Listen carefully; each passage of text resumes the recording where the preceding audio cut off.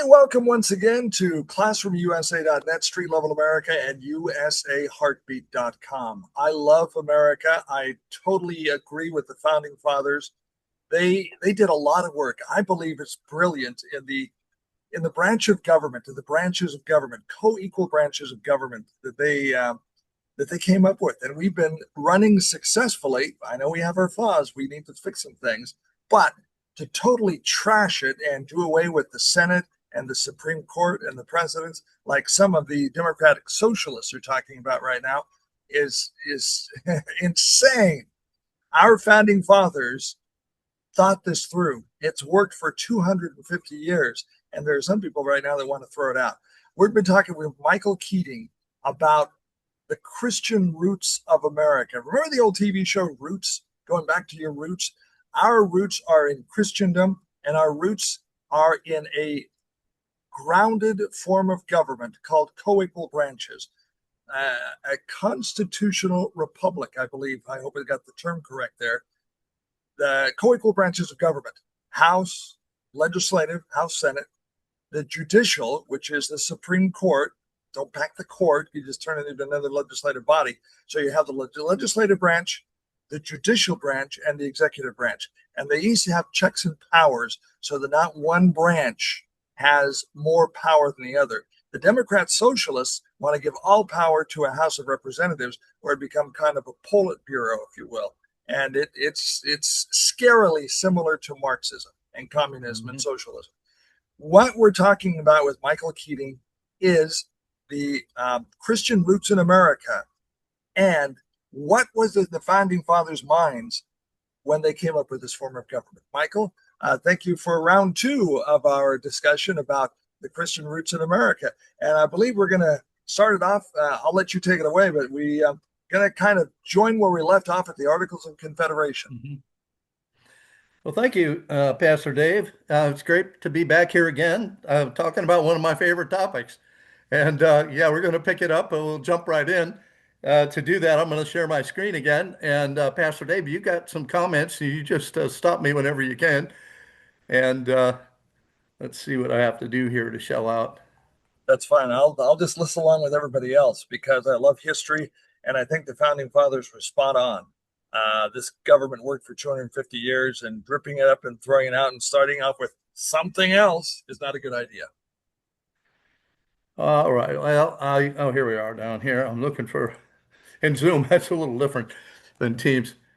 Here we go. I'm sharing. Do you see my screen? Yes, I do. Okay. Again, I get a little bit of Zoom dashboard overlapping my screen. So I might ask for Pastor Dave's help if I got something towards the top that I can't read. But let's get this presentation maximized here. You still okay? Yeah, we're good. Okay, and my clicker's working? All Yes, right, they looks are. like we're ready to go. Um, so to start with, let's just back up a little bit here. I talked a little bit about that chair, Washington's Rising Sun chair.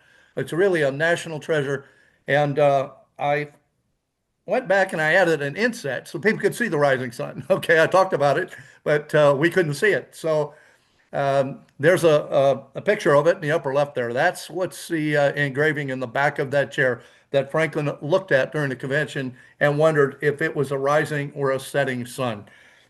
Just really a treasure that hopefully your audience members can, at some point in their life, have a chance to see that.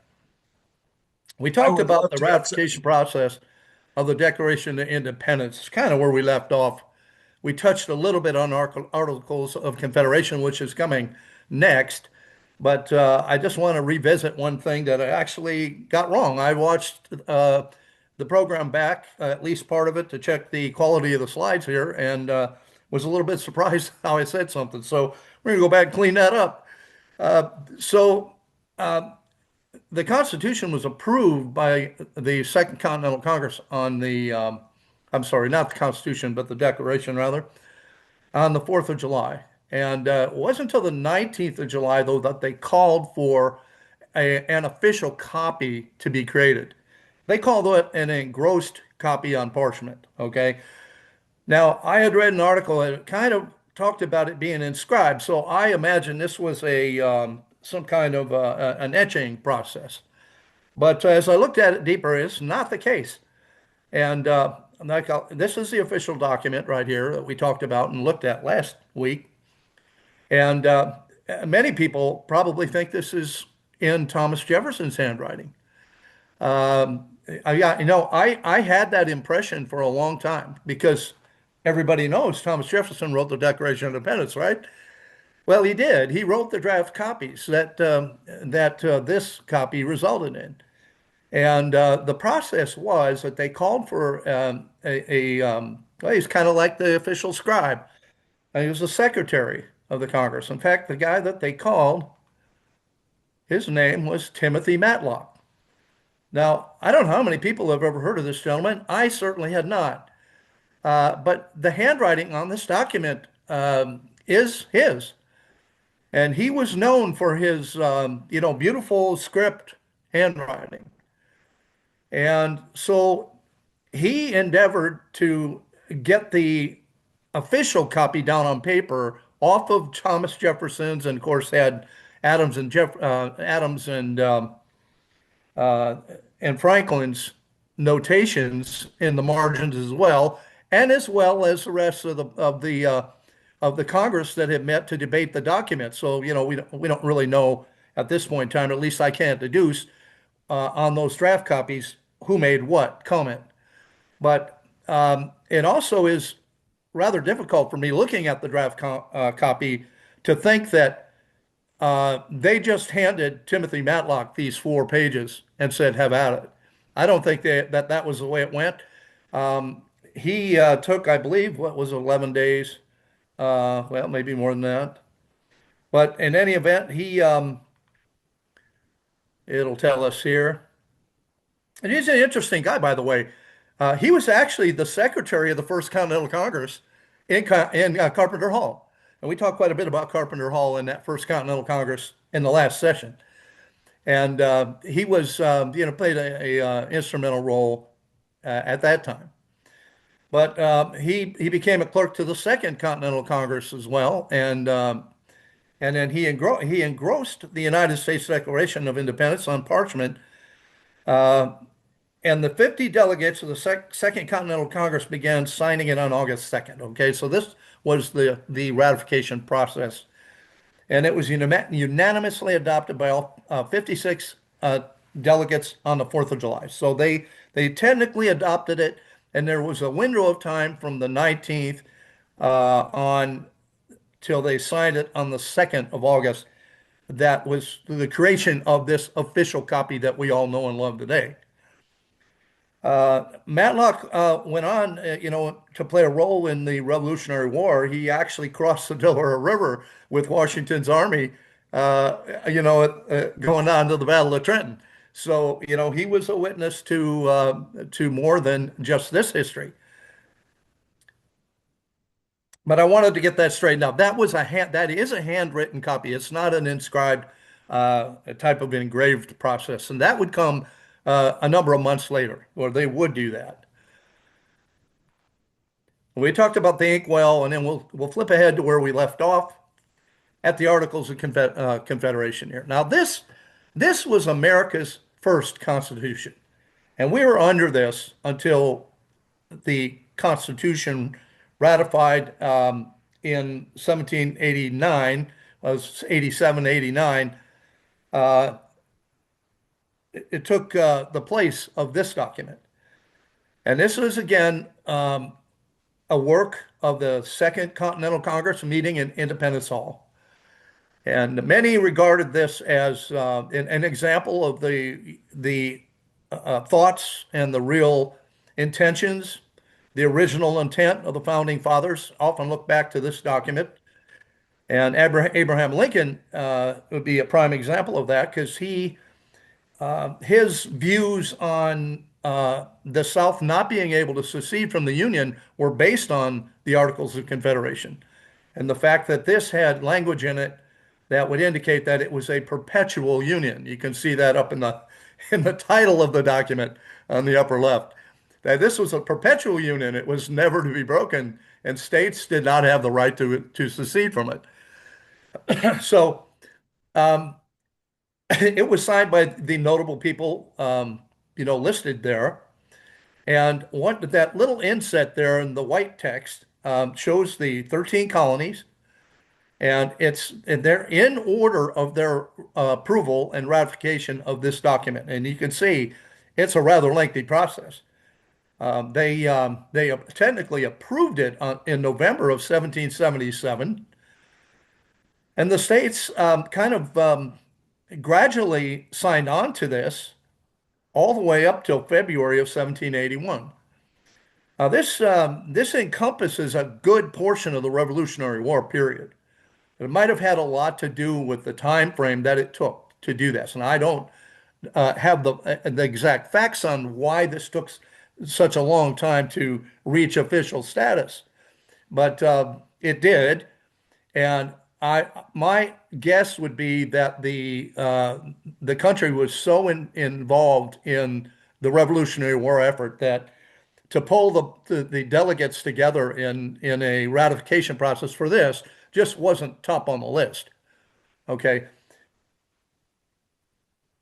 And here you see the language in there about the perpetual union between the states. And it's interesting that the final lines of this is it pleased the great governor of the world to incline the hearts of the legislators we respectively represent in Congress to approve of and to authorize us to ratify the said Articles of Confederation. That's how it ends. And look who they're appealing to, the great governor of the world. And I'm often amused a little bit at the number of different terms that they use for Almighty God and the God of the Bible, and there was quite a few of them. It was very common for them to use this kind of language back then, and nobody doubted who they were referring to. This is the God of the Bible. This is Almighty God, and in Jesus Christ, which a number of them uh, allude to as well, betraying that this is who they are talking about. Now, I think it'd be a good thing for us to take a look at because of the fact that this Articles of Confederation, and we're not going to take the time to read through that document to find out everything it did, but the thing that I think is important at this time is to step back and take a look at is what did the colonies look like from a religious perspective at that time? And if we're trying to answer the question, was America founded by Christians? And was America founded as a Christian country? Then it would be good to step back and take a look at the state constitutions because this Articles of Confederation was essentially a loosely knit federal structure with most of the power retained in the individual state, colonies.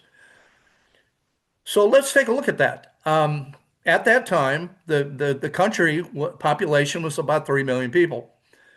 98% of the population were Protestant Christians. Only 1%, about 30,000 people were Roman Catholic. And those Catholics were restricted to Maryland, Pennsylvania, and New York only. 9 of the 13 state constitutions required office holders to be a Protestant, which is, rather shocking, by today's standards, but wasn't shocking in their day. That was something they esteemed highly desirable. And this is how the Protestant portion of that breaks down. There are about 21% Congregationalists, about 18% Presbyterians. Baptists were about 15% of the population. Episcopalians, Anglicans were about 15. And then this last group, Dutch Reformed, German and Lutherans and Quakers and others, they were, roughly the last 30%. If you add it up, it's about a 30%, I would guess.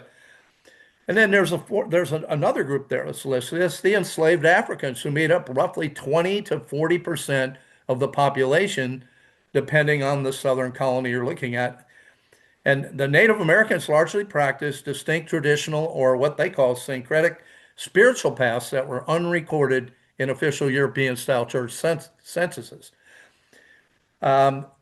if you look at, what history calls the Negro spirituals, um, I think you will find that the African American enslaved individuals were highly religious. They were very devout, and they certainly had their own uh, religious culture along with that.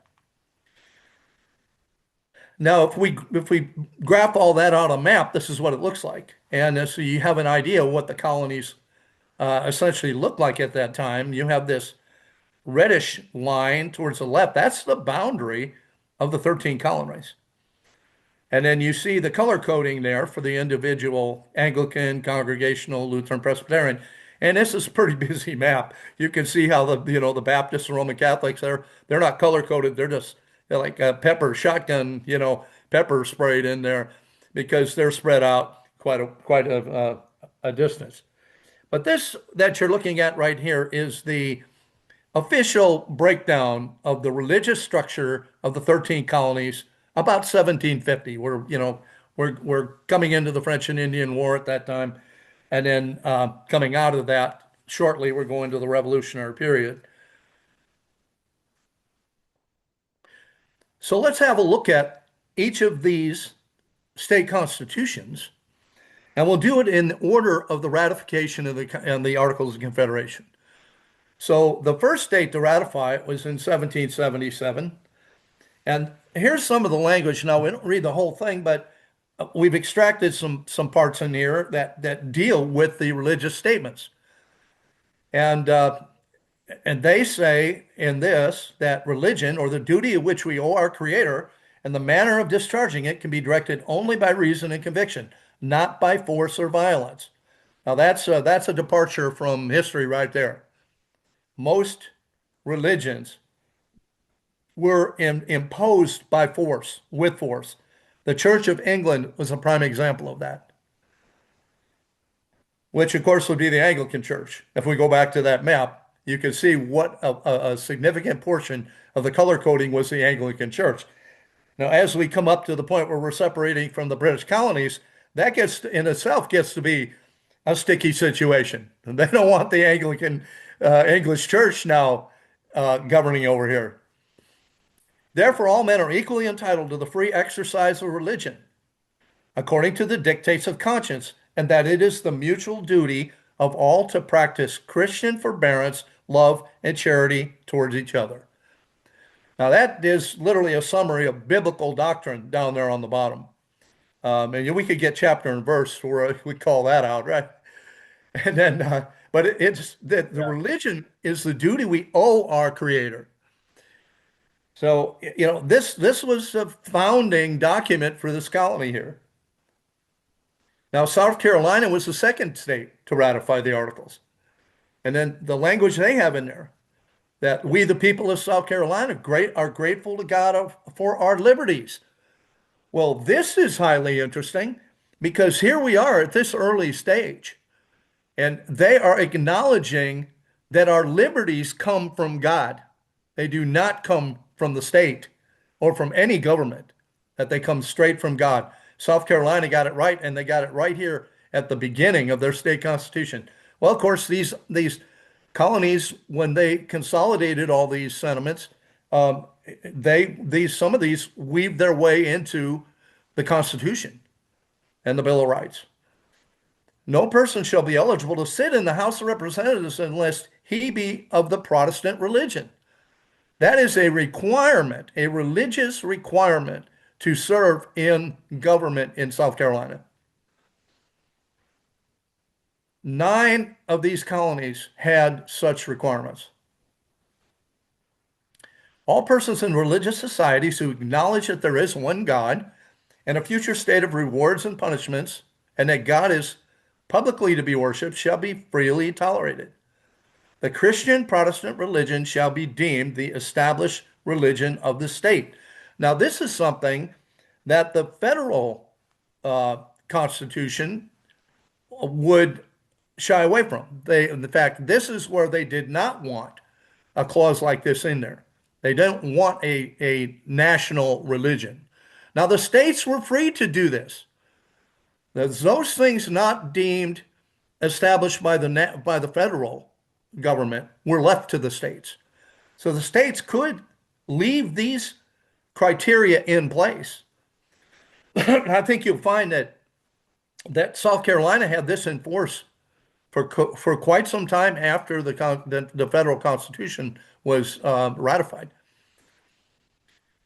Okay, every society of Christians shall have agreed to the following five articles: that there is one eternal God, that God is publicly to be worshipped, that the Christian religion is the true religion, the Holy Scriptures of the Old and New Testament are of divine inspiration, and that it is lawful and the duty of every man being thereunto called by these govern to bear witness to the truth. Now, you know what that number five, this is interesting, is what this is saying is if you're going to govern in this state, you have to bear witness to the truth. You can't be an unprincipled person or a liar or somebody that operates underhandedly. This is requiring somebody that governs in the state to do so morally.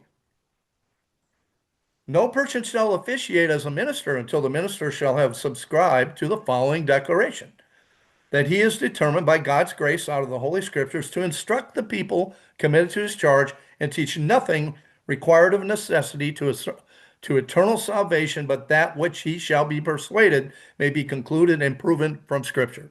So they're going to hold the preachers accountable to the Bible here. Now let's take a look at New York State Constitution. They were the third ones to ratify the Articles of Confederation.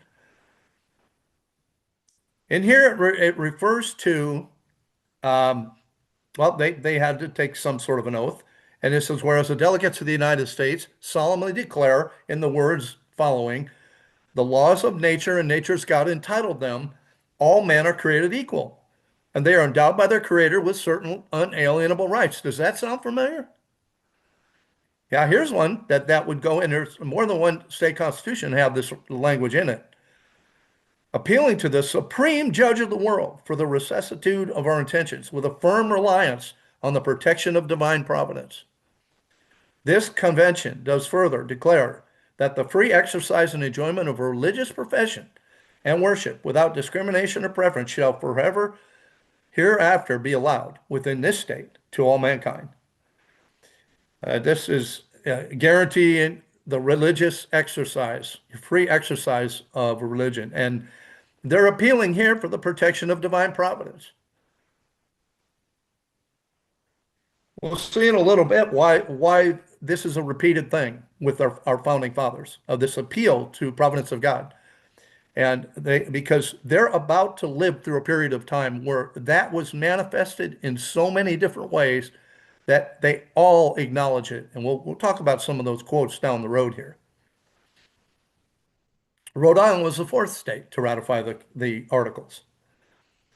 Godly edifying themselves and one another in the holy Christian faith and worship, together with gaining over and conversion of our poor, ignorant Indian natives.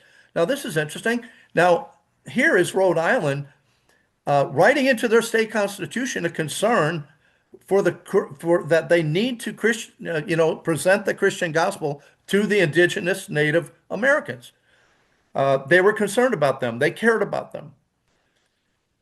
In those parts of America, sincere profession and obedience of the same faith and worship by the good providence of God. Here we have it again. And it says, let's see here, and that true piety, rightly grounded upon gospel principles.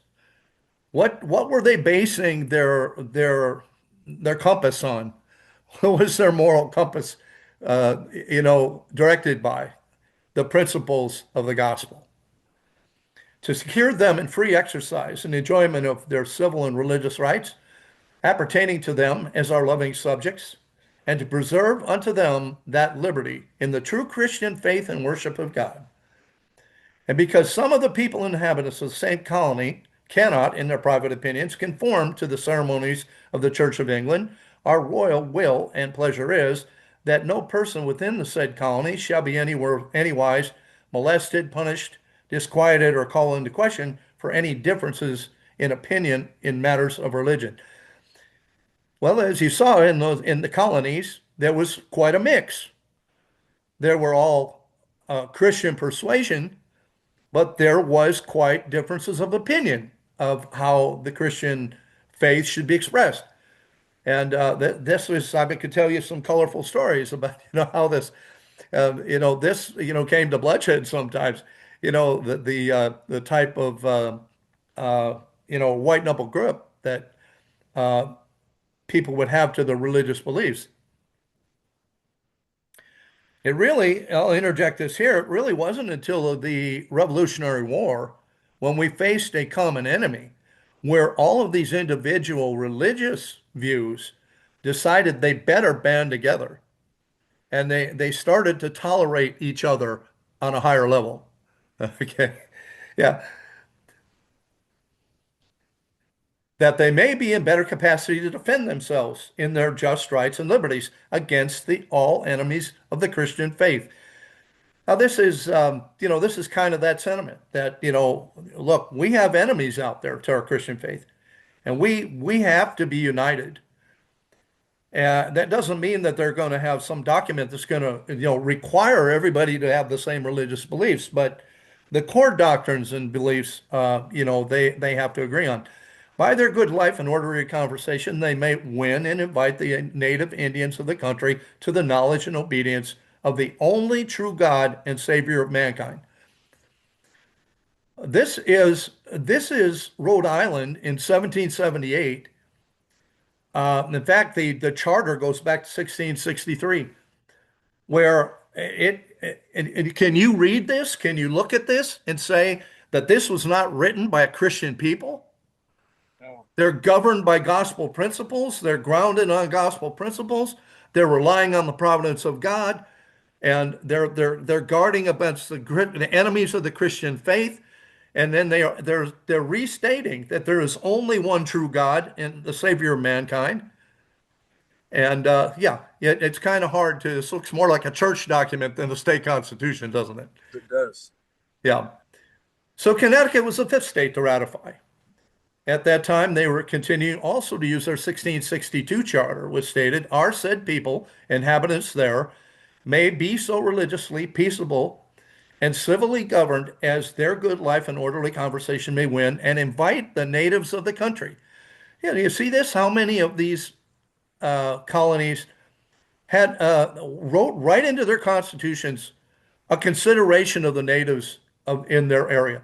And how this goes against the modern narrative that we were the suppressors and enslavers and robber Op- barons. Yeah, Oppressors, oppressed. the oppressors of the native Israel, they didn't have. Now, were there pockets of those things? I'm sure there were, but as a whole, I mean, the majority of the population would sign on to the state constitution. The entire state population would sign on to this constitution, and they're expressing a concern for the indigenous natives of the country. So, don't believe what you're hearing when it comes to the abuse of the Native American Indians. There certainly was that kind of abuse. It was not sanctioned, and it was something that, well, it actually, if you can point to the King Philip's War, which well, I guess, see here, that would come in the 1750s. So they've already gone through it at this point. The Prince Philip Wars, his King Philip's Wars, was really the departure point from the Pilgrim era when they enjoyed such a wonderful relationship between the settlers and the Native American Indians. And it was one of the most wonderful, beautiful relationships. Truly brotherly love existed between the two groups at that time. Without the Native American Wampanoag Indians, Squanto, Samoset, we never would have been able to settle on these shores. The Pilgrims would have died in their entirety the first year. And the second year, they were, really, they were unequipped to survive. Without the Indians, they couldn't have done it. And they didn't forget it. They acknowledged that, and they became very dear friends of the Native American Indians. They owed their lives to. So we see here again the Savior of mankind, the only true God, the Christian faith. This is a state constitution. Georgia, sixth state to ratify. Here they have another religious requirement. Representatives shall be chosen out of the residents in each uh, country rather, and they shall be of the Protestant religion. Every person entitled to vote shall take the following oath. I do voluntarily, solemnly swear or affirm, as the case may be, that I do owe true allegiance to this state and will support the Constitution thereof, so help me God. Well, we can see where our oath swearing came from, because already Georgia already had it at the time. New Hampshire was the seventh state. I'll read what it says here. As morality and piety rightly grounded on evangelical principles, there's the anchor again. There's the anchor that their principles stem from. And then notice in 1968, right in the middle of I would call the liberal period, as the liberals began to take over in the public square in this country, they changed that evangelical principles, they changed that to high principles. I often wonder what kind of high were they referring to in 1968. Oh, Will give the best and greatest security to government. The people of this state empower the legislature to make adequate provision for the son. Now, don't miss this. To make adequate provision for the support and maintenance of public Protestant teachers of piety, religion, and morality. They're not only to tolerate the teaching of the gospel, they are to fund it. This is government funding of religion in the state of New Hampshire. Every how far, denomination of how far, Christians. how far we have slipped. I'm sorry, Pastor Dave. How far have we slipped? We have Oh slipped a boy, lot. goodness. Yeah, what a mirror to look back and see our reflection back then and compared to what it is and what we see today. No person shall be capable of being elected a senator who is not of the Protestant religion. Every member of the House of Representatives shall be of the Protestant religion. The president governor shall be chosen annually, and no person shall be eligible to this office unless he shall be of the Protestant religion. Well, they could have just shortened that a few lines if they would have said you have to be a Protestant to serve in any office. It's essentially what they're saying. Pennsylvania's state constitution, sorry, it was the state constitution, but they were the eighth to ratify the articles. And at that time, in 1776, their constitution read, government ought to enable the individuals to enjoy their natural rights and the other blessings which the author of existence has bestowed upon men. Again, here's our rights, our natural rights coming from the author of existence. That is not a government agency. That is not a government body. That is the God of heaven. That all men have a natural and unalienable right to worship Almighty God according to the dictates of their own conscience. Nor can any man who acknowledges the being of God be justly deprived or abridged of any civil right. Each member, before he takes his seat, shall make the following declaration. Can you just see the entire Congress of the state or the Senate of the state standing up and reciting these words? I do believe in one God, the creator and governor of the universe, the rewarder of the good and the punisher of the wicked. And I do acknowledge the scriptures of the Old and New Testament to be given by divine inspiration. I would pay money to have our current lawmakers say Yeah, I'd like to know in each of these colonies when they stopped, because I think you'd be surprised how far forward this carried. The laws for the encouragement of virtue and prevention of vice and immorality shall be made and constantly kept in force. All religious societies shall be encouraged. That's the state encouraging religious societies, supporting them. Here's Massachusetts, the ninth state to ratify the articles. We therefore, the people of Massachusetts, acknowledging with grateful hearts the goodness of the great legislator of the universe, in affording us, in the course of his providence, an opportunity of forming a new constitution of civil government. It is the right as well as the duty of all men in society, publicly and at stated seasons, to worship the Supreme Being, the great creator and preserver of the universe. Civil government essentially depend on the piety, religion, and morality. And as these cannot be generally diffused through a community, but by the institution of the public worship of God. Uh, there's a quote coming up of the founding fathers of somebody who acknowledges that our Constitution, meaning our federal Constitution, is wholly inadequate for anybody but a moral and religious people. It is insufficient for the governing of anybody else. And I'm paraphrasing there, but you'll get the real quote in a minute. But here is that exact same sentiment in Massachusetts state constitution. The people of this Commonwealth authorize the public worship of God and for the support and maintenance of public Protestant teachers of piety, religion, and morality. So recognizing in the above sentence that the civil government depends on those three attributes, the next sentence says we're going to support and maintain it. In other words, we're going to fund those things. You've got public financial support of religion of teachers of piety, Protestant teachers here. The governor shall be chosen annually. No person shall be eligible to this office unless he shall declare himself to be of the Christian religion. You can see some things opening up here. They're opening up the scope of from Protestant to Christian here.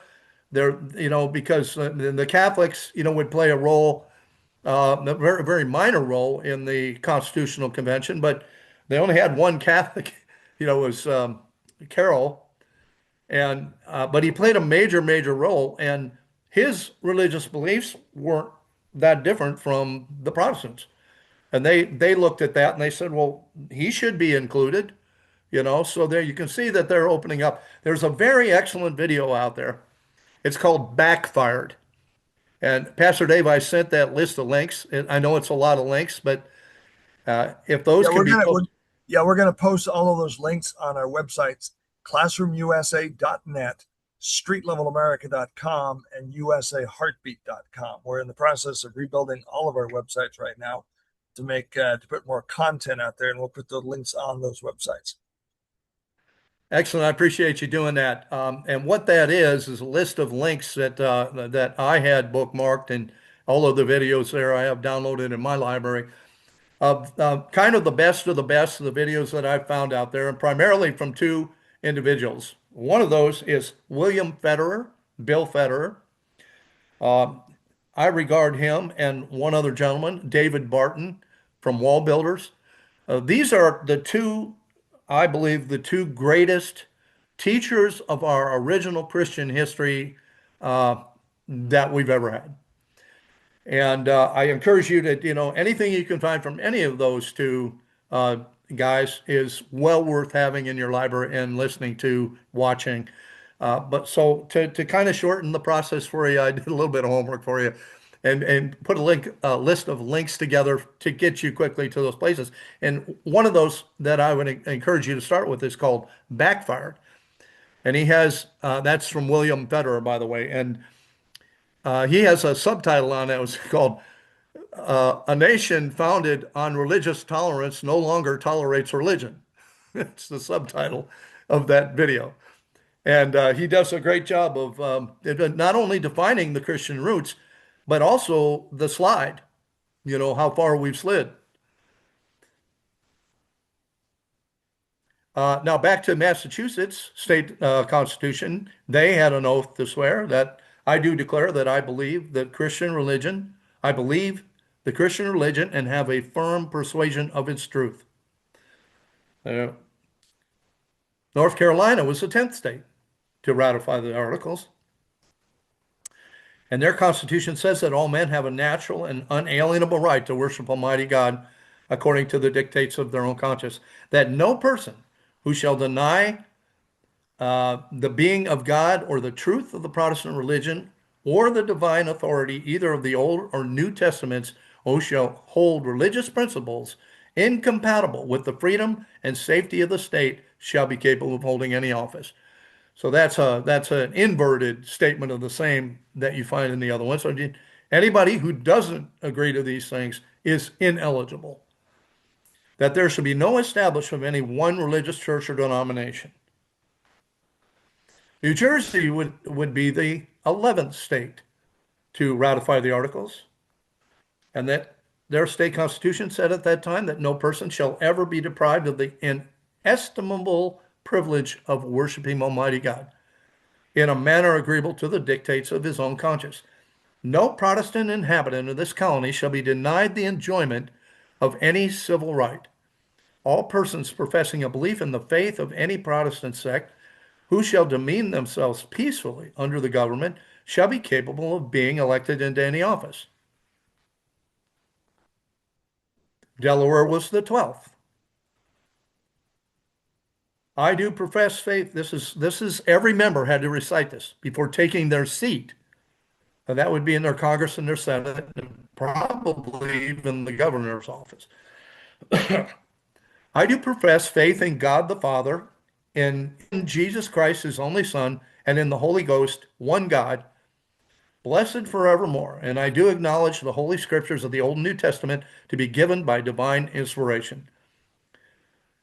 That's amazing. That is everybody that served in Delaware in any political office at this time, and then to whichever time this was abolished. It may still be enforced for all I know, but they have had to recite this before they could take their seat.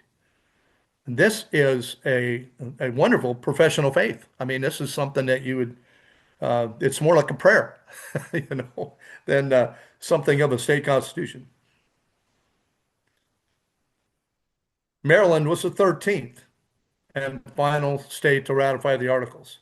Actually, I think there's a 14 that was a non-colony that would come in and adopt it. But Maryland was the 13th of the colonies. At that time, Maryland's constitution stated that it is the duty of every man to worship God in such manner as he thinks most acceptable to him. All persons professing the Christian religion are equally entitled to protection in their religious liberty. The legislature may, in their discretion, lay a general and equal tax for the support of the Christian religion. How about this? Here's a tax that they're allowing to be levied for the support of Christian religion, Oh, leaving to each individual the power of appointing the payment to the support of his own denomination. And they also had an oath that they had to swear that and anybody appointed to their offices, I do swear that I do not hold myself bound in allegiance to the King of Great Britain. Well, that's interesting. They're the only colony to slip that in there. But I'm surprised they were the only one. And that I will be faithful and bear true allegiance to the state of Maryland, and shall also subscribe a declaration of his belief in the Christian religion. And here was the 14th, I believe, Vermont. It was actually its own independent republic at that time in 1777. Even though it did not participate in the Articles of Confederation, their constitution in 1771, uh, which was in effect at the time George Washington approved Vermont as the 14th state, said this: whereas all government ought to enable the individuals to enjoy their natural rights and the other blessings which the author of existence has bestowed upon men, that all men have a natural and unalienable right to worship Almighty God according to the dictates of their own consciences and understanding, regulated by the Word of God. Here we go. Here we have the anchor, the moral compass that they're governed by, stated right here. Nevertheless, every sect or denomination of people ought to observe the Sabbath or the Lord's Day and keep up in support some sort of religious worship. which to them shall seem most agreeable to the revealed will of God. So there's a religious mandate there, but there's also freedom to interpret the scriptures, which is toleration, is tolerance. And each member, before he takes his seat in Vermont, shall say the following declaration: I do believe in one God, the creator and governor of the universe, the rewarder of good and punisher of the wicked, and I do acknowledge the scriptures of the Old and New Testament to be given of divine inspiration, and own and profess the Protestant religion. Well, as we look at that, and we look at all of the 13 colonies and their state constitution, it is undeniable that we are looking and examining the documents of a wholly religious and Christian people. These were the views that were held by the people of the state. We have an entirely Christian nation at this point. So we'll springboard into the U.S. Constitution now that we're talked about the Articles of Confederation, what the colonies were like, the religious makeup, which had a lot to do with the political views and the political makeup of those colonies. Because the men that would come to these ratification conventions for the Declaration and for the U.S. Constitution held those beliefs. They held those beliefs that we just read in those state constitutions. And they were there to represent those beliefs in the National Assembly.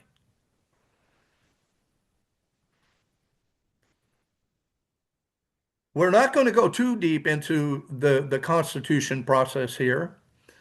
Um, I'm missing the top part of this, Pastor Dave, but I'm just going to read the yellow highlighted part. Sure, go ahead. It gives some of the dates and times. I wanted to get the details in here of the dates that the convention met. And in any event, this is the Second Continental Congress getting, back together, and they're getting together again, Independence Hall, in 1787. Now, we've just gone through the Revolutionary War under the Articles of Confederation. Of course, we had the Second Continental Congress was our governing body, and they were chased. They were chased. I don't know if you've ever looked at the number of, capitals, so to speak, that we've had, at that time. I know that they were chased to Harrisburg, they were chased to Princeton, they were chased, all these different locations during the Revolutionary War. And they were very much in danger, very much it wasn't a certainty at that point in time whether or not the British would prevail. And everyone that was part of the process here that we're discussing would be convicted of high treason and executed.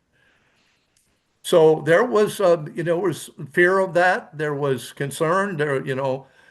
We at that time our colonies were made up of a lot of loyalists, probably a lot more loyalists than there were patriots to the American cause. And for that matter, they had to be very stealthy about how they went. So they never knew if the person next to them was a loyalist to the crown. Well, the drafting of the Constitution by many of the nation's founding fathers, often referred to as the framing, was completed at the Constitutional Convention, which assembled at Independence Hall between May 25th and September 17th, 1787. And of course, they're citing English common law here, the enlightened liberalism of philosophers like John Locke and Montesquieu. And it talks about the structure of the articles and that kind of thing. We're not going to take the time to go through that because that's general knowledge. Anybody can easily look up. But the very bottom of this says the Constitution of the United States is the oldest and longest standing written and codified national constitution in force in the world. The first permanent constitution, it has been interpreted, supplemented, and implemented by a large body of federal constitutional law and has influenced the constitutions of other nations. Extremely important and incredible document that these framers have left us. Now, there's some history here again. It continues. There's some history here on the drafting of this document. Um, but it would the point that I want to the part that I want to point to is the actual draft copy. So we looked at that with the Declaration draft copy. Let's take a look at the original Constitution copy. It was handwritten on 5 pages of parchment by another, I call him a scribe, they have another word for it, secretary, Jacob Shallis. So when we look at the Constitution of the United States, we're actually looking at his handwriting. The final document was taken up on Monday, September 17th, at the convention's final session. Several of the delegates were disappointed in the result. It goes on to say some of the sentiments. I love what Benjamin Franklin said. He summed it up like this, addressing the convention. He said, "There are several parts of this Constitution which I do not at all, that I do not at present approve, but I am not sure I shall never approve them. He would accept the Constitution because I expect no better, and because I am not sure that it is not the best." Now, there's a man with an open mind. Benjamin Franklin, wonderful comments that he had on it. So this is actually the documents. These are high resolution scans from the Library of Congress. This is the first page of Jacob Shallis's officially what they call engrossed copy of the Constitution. This is the one that was signed in Philadelphia by the delegates of the Constitutional Convention in 1787. That's sheet one. That's page one. This is page two. Now you start to see the articles. And you start to see Article 3, Article 4. This is page 3. And you have Article 5, 6, and 7. And the signing block. Okay, there's all the signatures down there broken up by state. You have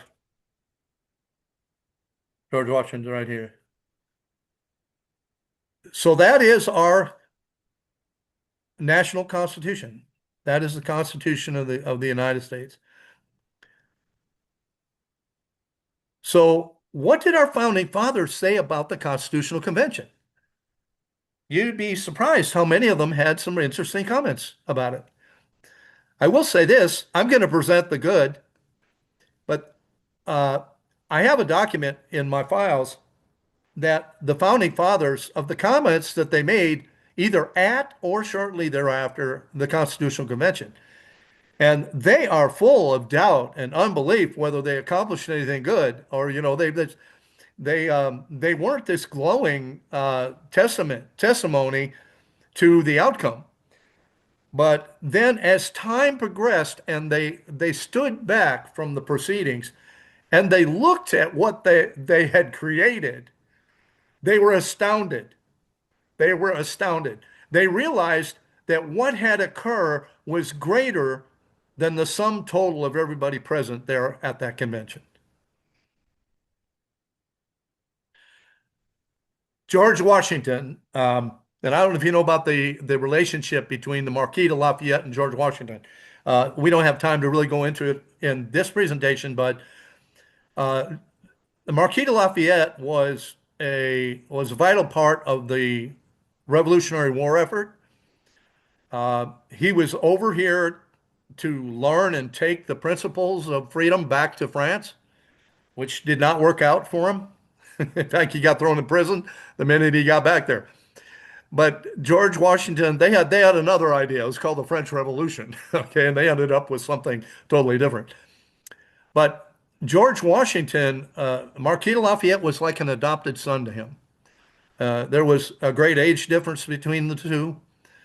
And something I encourage you might sometime want to download. I believe it was 1846. Marquis de Lafayette was the last living general of the Revolutionary War. And because of his relationship with George Washington, when he came back here to tour the eastern seaboard of the United States, and he was received like a king. He was received like a king, not only because he was the last living general of the Revolutionary War, but his intimate relationship with a man who was a legend in the mind of the country before he died, George Washington. So we have correspondence between George Washington and Marquis de Lafayette about this constitutional convention. And George says to him, "It appears to me little short of a miracle that the delegates from so many different states, which states are so different, also different from each other in their manners, circumstances, and prejudices, should unite in forming a system of national government so little liable to well-founded objections."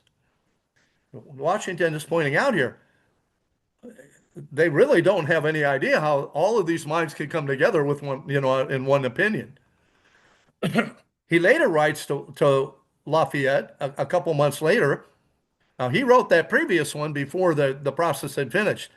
He's writing this in the process of just a few short weeks. It's going to be determined. The plot thickens fast.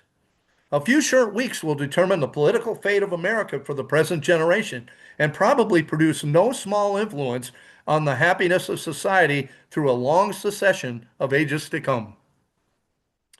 Should everything proceed with harmony and consent, according to our actual wishes and expectations, I will confess to you sincerely, my dear Marquis, it will be so much beyond anything we had a right to imagine or expect 18 months ago that it will demonstrate as visibly the finger of Providence as any possible event in the course of human affairs can ever designate it.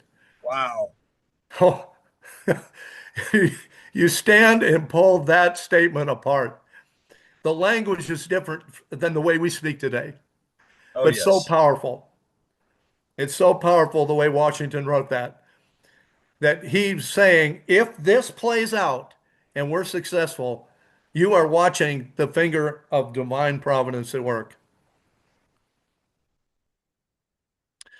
Dr. Benjamin Rush, when I'm giving tours, not every time do I get into Christ Church Burial Ground, where now several of the signers are in there in Philadelphia.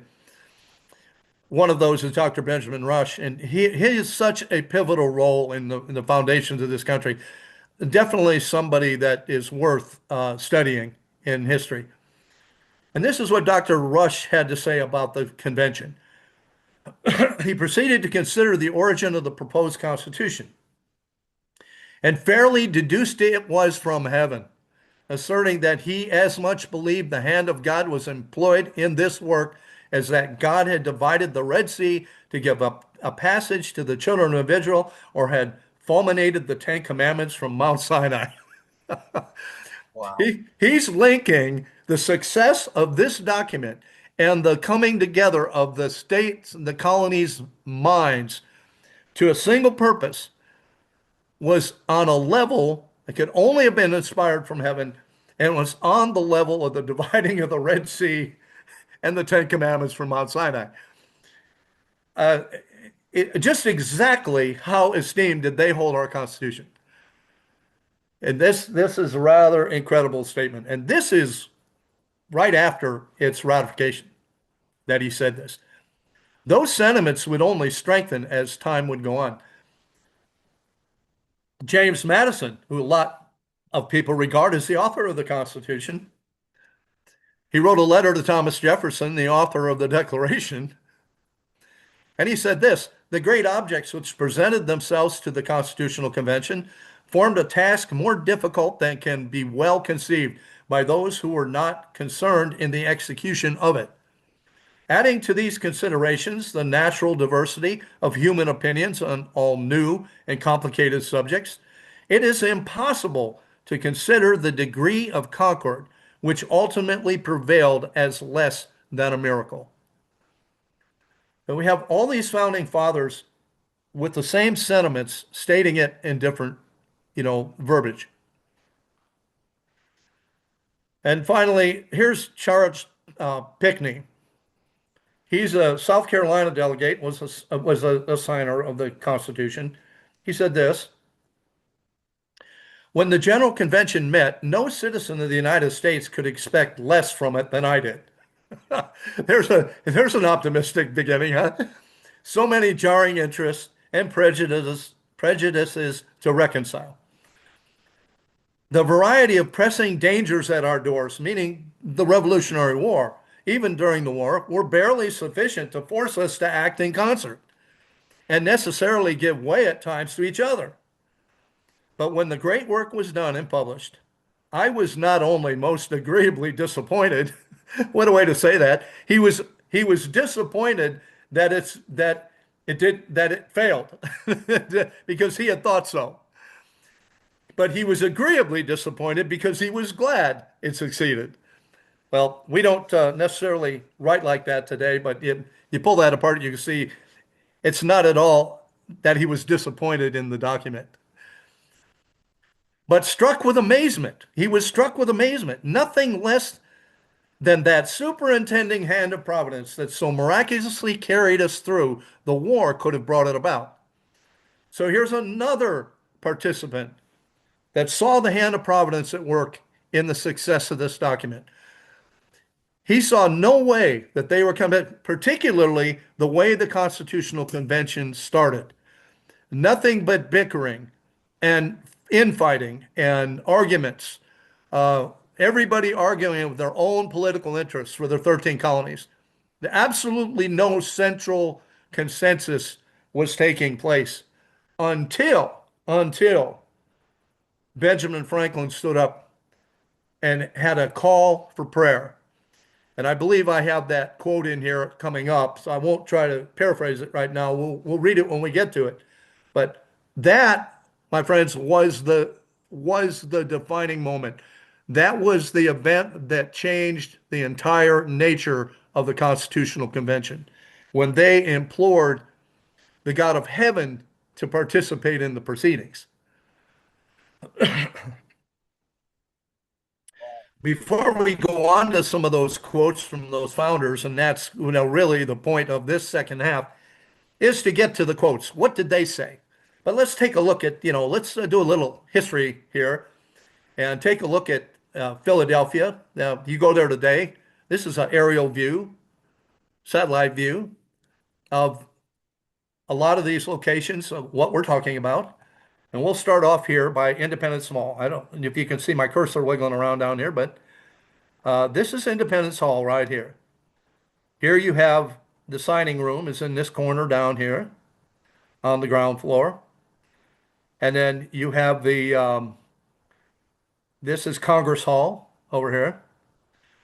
They call it Congress Hall, but the Senate met upstairs, of course. George Washington was inaugurated for his second term in here. John Adams was inaugurated for his first. And uh, and really, the first exchange, peaceful exchange of power of a nation, took place right where my cursor is. In the Congress Hall on the ground floor, there's a door that comes out right here into this courtyard. And I apologize, I didn't put a picture inside that hall, but the stretch of carpet from the secretary's desk and the rostrum in there to that door on this side of Congress Hall was the walk that George Washington and John Adams took after Washington relinquished his presidency to John Adams. John Adams had such immense respect for Washington that he absolutely refused to go out that door ahead of Washington. And Washington argued with him and said, "No, you are the president, and you need to go greet the people of this country out through that door." I heard an estimate. I don't recall if I'm getting this right, but in this courtyard back here were 10,000 people waiting for Adams and Washington to come out of that door. So tremendous history here, folks. Take a trip to Philly sometime and go on Park Service tour. They'll take you in here into these rooms. The Congress being on the ground floor is called the lower house, and the Senate on the upper floor is called the upper house. We still use those terms today. If you've ever wondered where that comes from, it's that building right there. It's the Supreme Court wing is right here under my mouse. Across the street over here is the new Liberty Bell Pavilion, and the Liberty Bell is sitting about under the tip of my cursor right there. And if you walk down this street right here, it's behind glass. You can see it any time of day. And at night it's lit up and it's just absolutely gorgeous to look into the golden kind of glow of the lights that they have on the Liberty Bell. That's well worth the trip to see that. And here was Carpenter's Hall down here. Remember I said if you're looking at the front of Independence Hall, that would be looking this way. You turn to your left and you walk down Chestnut Street, three structures. This is the second bank of uh, National Bank, and this is the one that Andrew Jackson killed, by the way. And then here is a kind of a long courtyard, called a courtway, or a passageway between two structures. One of them's under trees here to lead up to the front door of Congress Hall. Now, I described that for the audience last week, but this is Carpenter's Hall rather, and just so you got a layout of where to find that. City's Tavern's on the map here. That is where the Continental Congress and possibly even the first Continental Congress sometimes would adjourn for meals. And right here is another site down here. It's just an open courtyard right now. This is the site of William Penn's slate roof house, they call it. And there's a marker there for William Penn. Of course, he was the founder of Pennsylvania.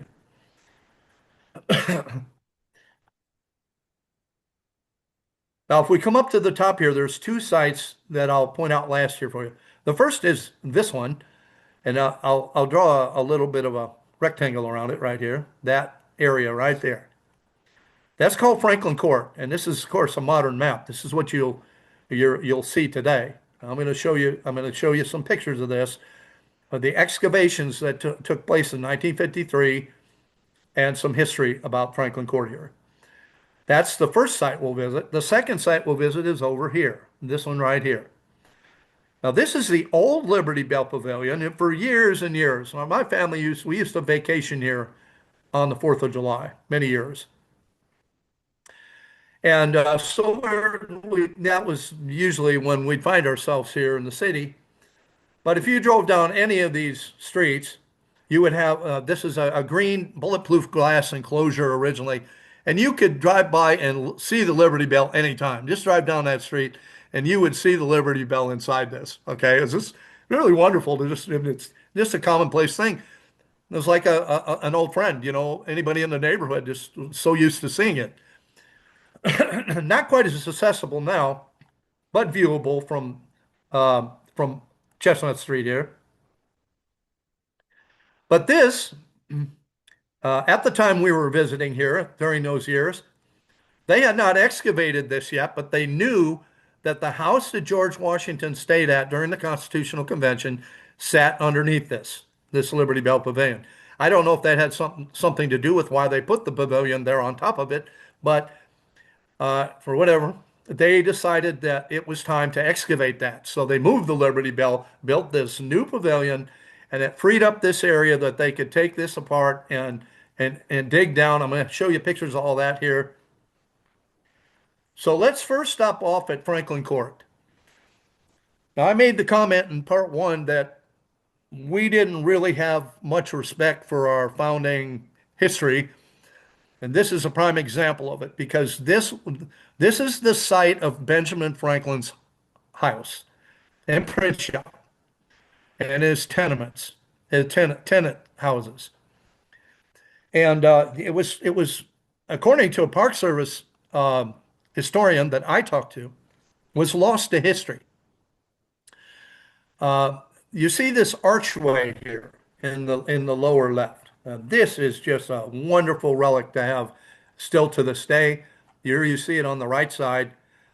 And the significance of that is that they had lost the location of Franklin's house. They built all these unsightly buildings and apartments and warehouses on top of it. It was demolished in 1812. And they just made no effort whatsoever to preserve any of that, as the city swallowed it up. Well, they knew it was on Chestnut Street, but they weren't quite sure if they could ever figure out where on Chestnut Street it had been. They knew it was on this block. That was about it. Then I can't quite read that. I've got a toolbar. I don't know if I can move that toolbar. Let me try. Yes, I moved it up.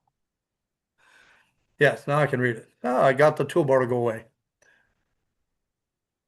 The two houses next to the street. This is Benjamin Franklin's comments in a letter he wrote to his sister Jane. The two houses next to the street are 3 stories high, besides the garrets, and an arched passage is in the middle, is left in the middle between them to come through down to my dwelling, wide enough for a carriage so that I have the old passage lot left free to build another house. The two houses are 24 feet from each other. I'm sorry, 24 feet front each. That's the frontage. And 45 feet deep. We are all well and join in love to you and yours. Okay, so this comments that he wrote to mentioning that arch.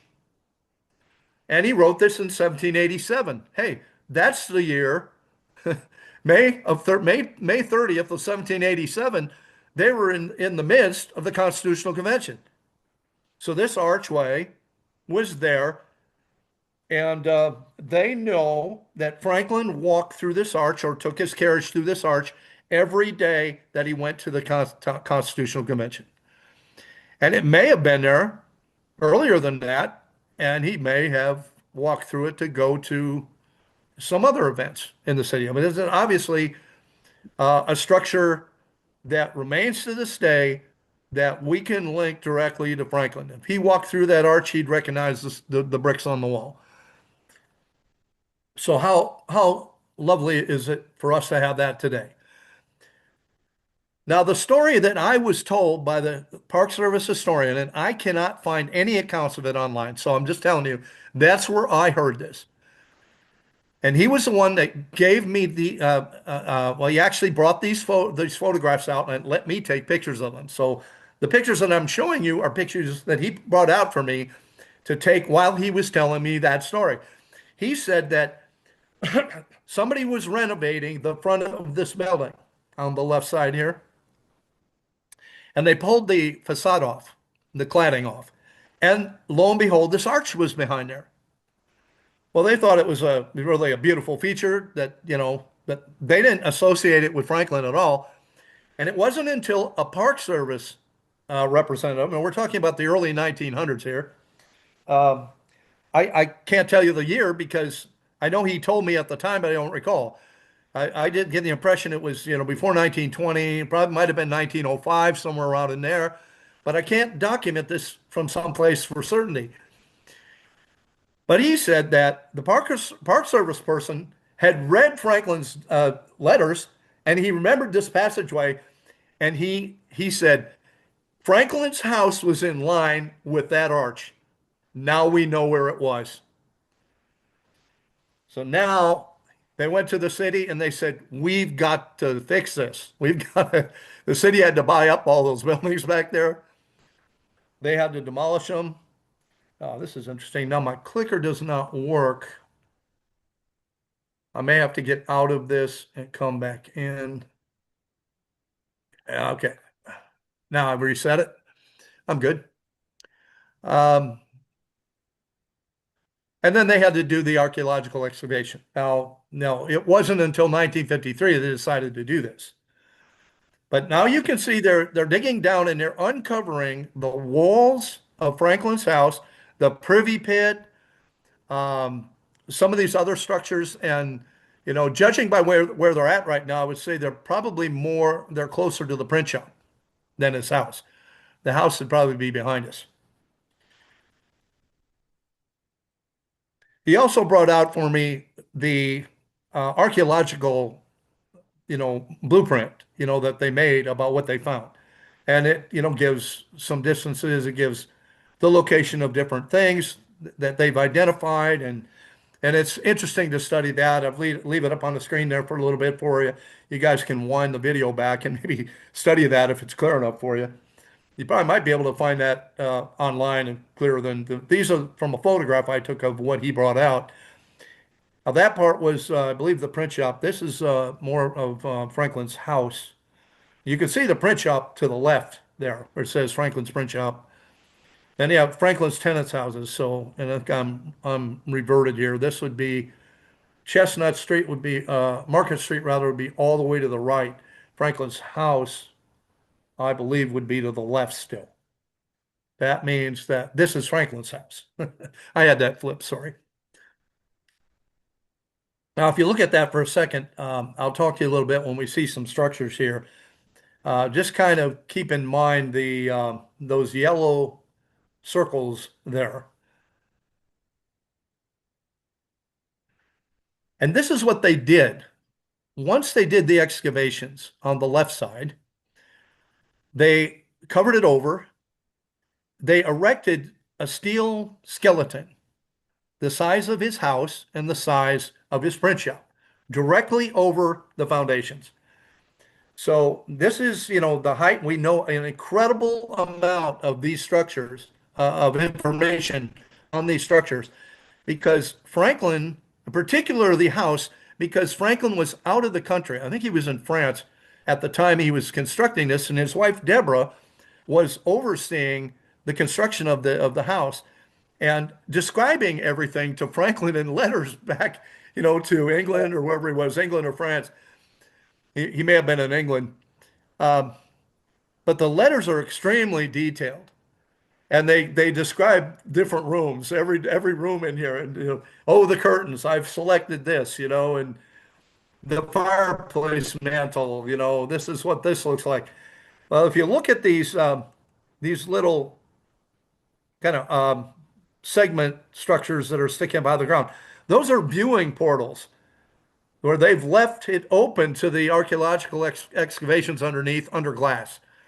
Now you go there to this day, these are still there and they're still open. Now this photo was taken relatively early, and I know that because they do not have the inset stones in the rooms in here that are now today engraved with comments from Deborah's and Franklin's letters of each of the rooms you're standing in. So if you go there today, it takes some time to go through this because there's a lot of inscriptions in the ground, in the stonework that right from Franklin and in his wife's letters describing each of the rooms of where you're standing. So it's a fascinating place to visit. And this is his print shop. This is the skeleton structure of his print shop. And of course, then we have his archway. So we're fortunate, very fortunate to have been able to relocate these things and preserve the memories of these things for posterity.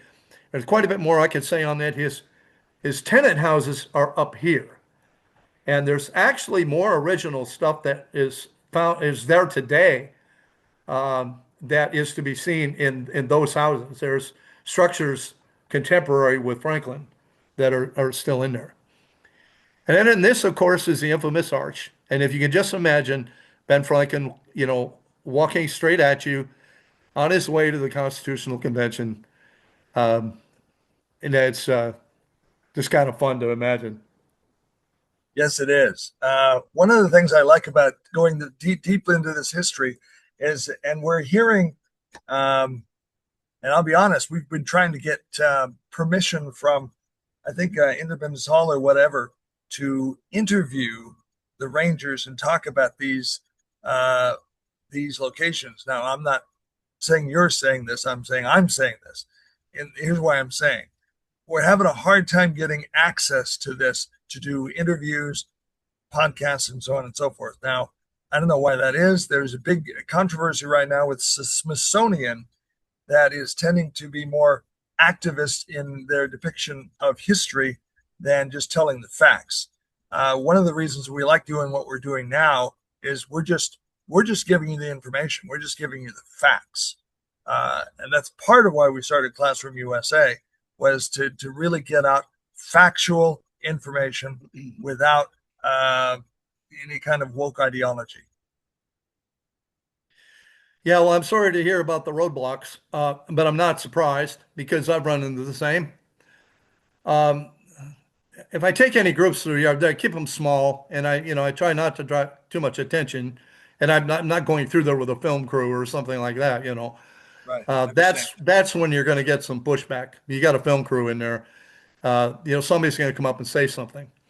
I will say this: the Park Service, does offer tours of these areas, and I won't get into it now, but I've gone through periods of time where there was a clear liberal slant, and it was even working its way into the Park Service narratives. And I imagine that has been undone in recent years with Trump and the Trump administration. I have graphic examples of that being undone in a certain case, and I'll save that possibly for a subsequent uh, treatment.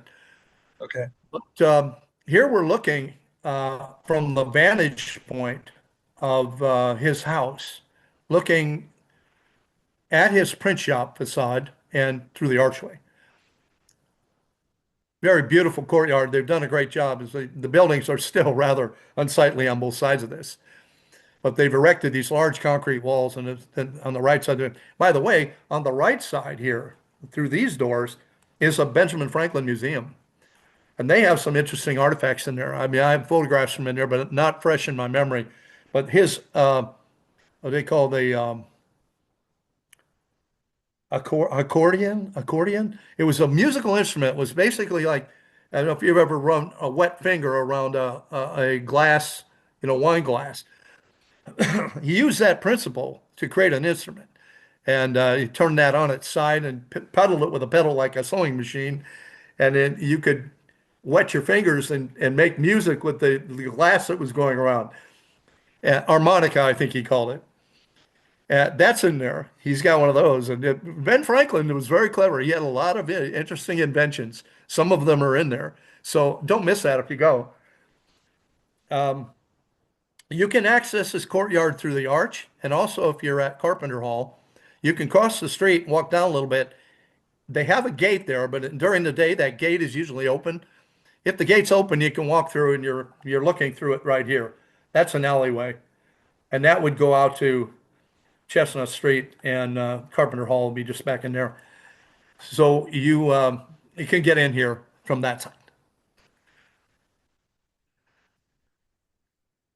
Franklin, he made, we're talking a little bit about Franklin now. I want to show you his gravesite because it's a place you don't want to miss visiting. Franklin said, I am now entering my 78th year. If I live to see this peace concluded, I shall beg leave to remind Congress of their promise, then to dismiss me. I shall be happy to sing with old Simeon.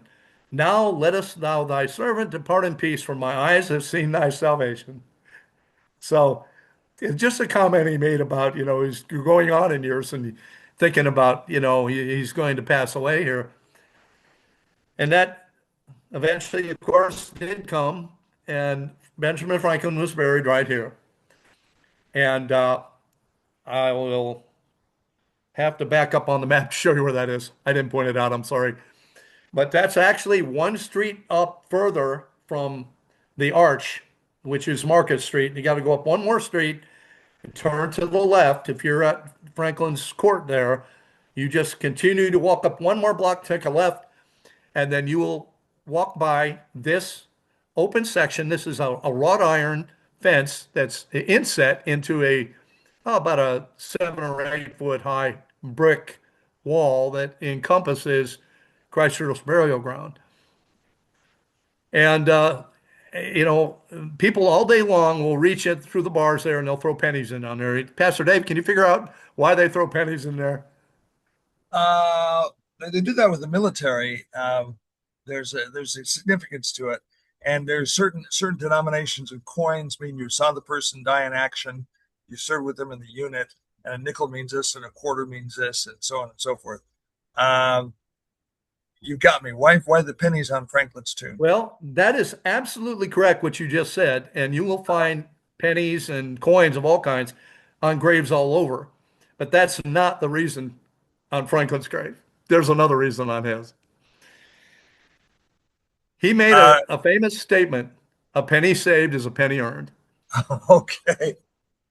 And that's why people to this day, it's just a thing, to want to show up at Franklin's grave and throw a penny on there.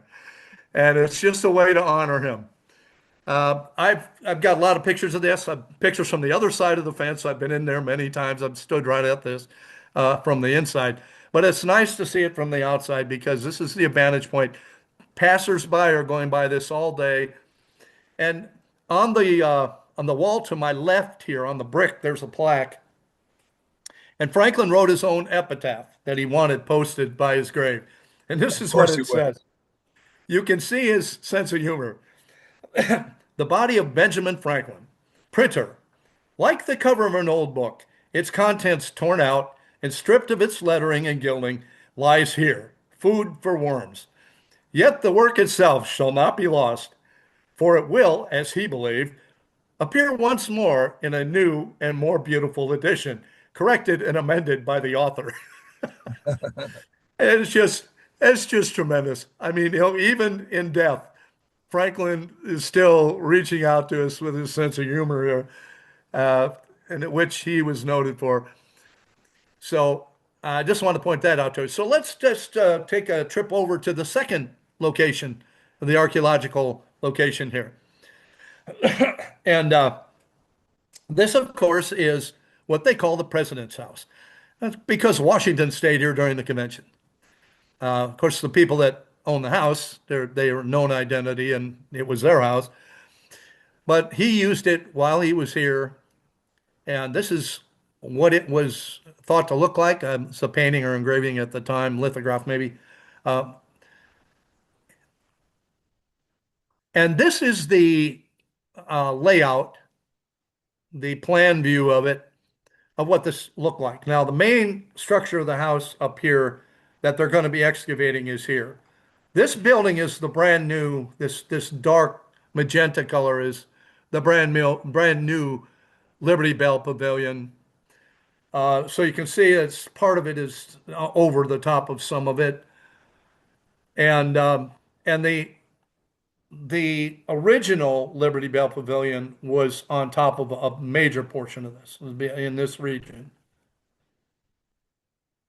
That dark, I don't know, blue color right here. That's the 2007 excavations, and I was there for that. And I have some pictures of my own for that. Plus, I got some good ones off the internet. So here they're in 2007. They're digging down. They're finding the foundations of that house, and this is where Washington spent his time while he was here at the Constitutional Convention. I don't know if he used it during the First Continental Congress or anything like that. I'm not sure much is known about where he resided during that period, but we do know for sure he's here for this. You can see how extensive this excavation was. And in fact, the archaeologists are down there working right now, and they're screening out, scoops of dirt. Here's another crew. Now, what you see in the background there is a viewing platform that they erected here. And this site was turned into, and I don't want to get political on anybody here without doing a proper treatment of it, but this turned into be a bullet pulpit for slavery activists. And I would say up front that slavery will never be acceptable in the eyes of God. It will never be uh, anything but an abominable practice. But every nation on this earth has had slavery. And the Bible talks about slavery and has rules uh, for freeing slaves every 7 years, which Israel violated, by the way, and it cost them 70-year captivity in Babylon. At the time I was there, they hadn't gone this far with this excavation here, and this area was full of people, and they had groups of people for years that would stand here, and demonize the founding fathers of America. I mean, it literally, never profanely, but implicating them as hypocrites and scoundrels and uh, just undesirables. That they were they had a chance to fix that problem and they didn't do it, and you can imagine the liberal slant that this had. And it goes way beyond that. It goes way beyond this ever happened. What would happen every 4th of July down here? These activists would show up every time, and their purpose was to destroy the 4th of July patriotic ceremonies and remembrances. They wanted to absolutely obstruct it and destroy it and turn it into something else. Well, I had some rather interesting encounters down here that Hey, we don't Mike, have time. let me interrupt for just a moment. We've got a very severe thunderstorm overhead. We're inside the building, of course. Hopefully, we won't lose the internet or the lightning. We did lose the internet and the power here at this studio. We haven't had any problems yet, but I just want to give you a heads up in case you see a flicker Okay, or something going on. But it's a pretty severe storm. Um, um, uh, Unless I told you, hopefully you'll not even know it. But I wanted to give you a heads up in case we lose connection. Go ahead. I appreciate it. If something happens and the feed drops, then what we'll do is we'll reset this for next week and we'll pick it up wherever that we dropped it. I don't know if I'll be able to get through this today. We may end up in the third session anyway. It depends on how Yeah, long you want to go for. The and we're really heading into the quotation section of this, and things go much quicker than. But I wanted to spend some time on these sites because this is history it's all covered over now. You can't see any of this now. So okay. I wanted to show the audience. Let me tell you this. Continue to do this. I've got to go close the door, and I'm going to do that. Continue with your presentation. I'll be back in about a minute. So keep going. Okay, very good, no problem. Well, anyway, without making too much of that in this broadcast, it was clearly an attempt of demonizing our founding fathers. And in fact, I've heard them referred to profanely on this site. And nothing could be further from the truth. Our founding fathers did not want slavery. They did not. And even our founding fathers that owned slaves, they were not happy with this practice. You realize that our country, like most of the countries of the world, their economies had a component to it that relied on the slave labor. But this characterization of our founders as slave beaters and inhumane, this kind of thing is a liberal revisionist slant that was put on this, and it was on full display here during this time. I can tell you that that is not going on here anymore, and that the Trump administration, even displays have been put up around here. The Trump administration has come in with historians, and they've revised them. They still address the issue, but they address it from the factual standpoint of a group of founders that was laboring to eliminate the practice of slavery and to emancipate their slaves. I hope to talk to Pastor Dave about this, actually do an entire presentation on that, which is going to take me some time to put together. So there'll be an announcement when we can get to that. And I hope nobody out there is offended by that, but it is part of our history. We need to go there. We need to visit it. We need to, look, you can always find abuses, even today. Today, we can still find abuses. Is there racism? Absolutely. Is there discrimination? Absolutely. Is it our national policy? Absolutely not.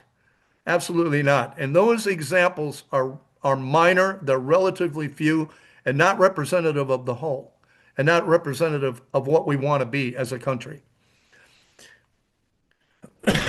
Here is a really good view showing Independence Hall. You kind of see where we are on this in relation to Independence Hall. And of course, you're looking here at the new Liberty Bell Pavilion. The first part of this is a long museum that tells the history of the Liberty Bell and gives a lot of that anti-slavery history in there, of course, as well. Obviously, they had latched on to the Liberty Bell as a beacon or a symbol of the freedom that they were longing for. I don't have any objections to that. That's part of our history and their history. And the Liberty Bell is means something to everyone. I included this slide because here you can see this portion. Now, I haven't really done a comparison, but to see if how much of this is intact from the original Liberty Bell Pavilion. But this is the bulletproof green glass that you used to see the Liberty Bell inside of. And now it houses an open pit of the excavations of the president's house that are being preserved that way. And they have put up a facade structure, much like Franklin Court, where you can see the chimneys, where the chimneys were located here, and some of the rooms in there are noted, and the windows and the front doorway. So it's someplace to visit when you go, where you can see where Washington stayed. I mean, this is where he went, and he only had to come out this door or a side door and walk across this courtyard here to the front of Independence Hall. He had a very, very short walk to get to the proceedings. So now, this portion, it might get a little lengthy. I hope I don't bore people or whatever, but the content of this that we're about to go into here is so critical to really answering the questions in front of us right now. Were we founded by a Christian people? I think we've already answered that, looking at state constitutions and the other things presented. I think we've answered that. Whether our country was founded as a Christian nation is still yet before us. So, in order to the best answer to that question, we have to really pay attention to what did our founders say? What did they say about the process? Now, these are be quotes. We've already looked at some quotes pertaining to the Constitutional Convention and the miraculous opinion they had of its success. But now these will be quotes that would go on to talk about the principles of Christianity in the government itself. So this is what John Adams said on the 4th of July in 1821. The highest glory of the American Revolution was this. It connected in one indissoluble bond the principles of civil government with the principles of Christianity. We could wrap it up and go home right here. Here you have one of the guys that was instrumental in the Declaration and certainly instrumental in the creation of the Constitution. That in looking back some almost 30 years is stating the what is obvious to everyone at that point in time that that the American Revolution connected in one indissoluble bond the principles of civil government with the principles of Christianity. Really, end of story right there. And listening to his viewpoint. Now, John Adams was the chairman of the American Bible Society. He considered it his highest and most important role, even above his participation in either of these conventions. The society, formed in part by Francis Scott Key, who is the author of the Star-Spangled Banner.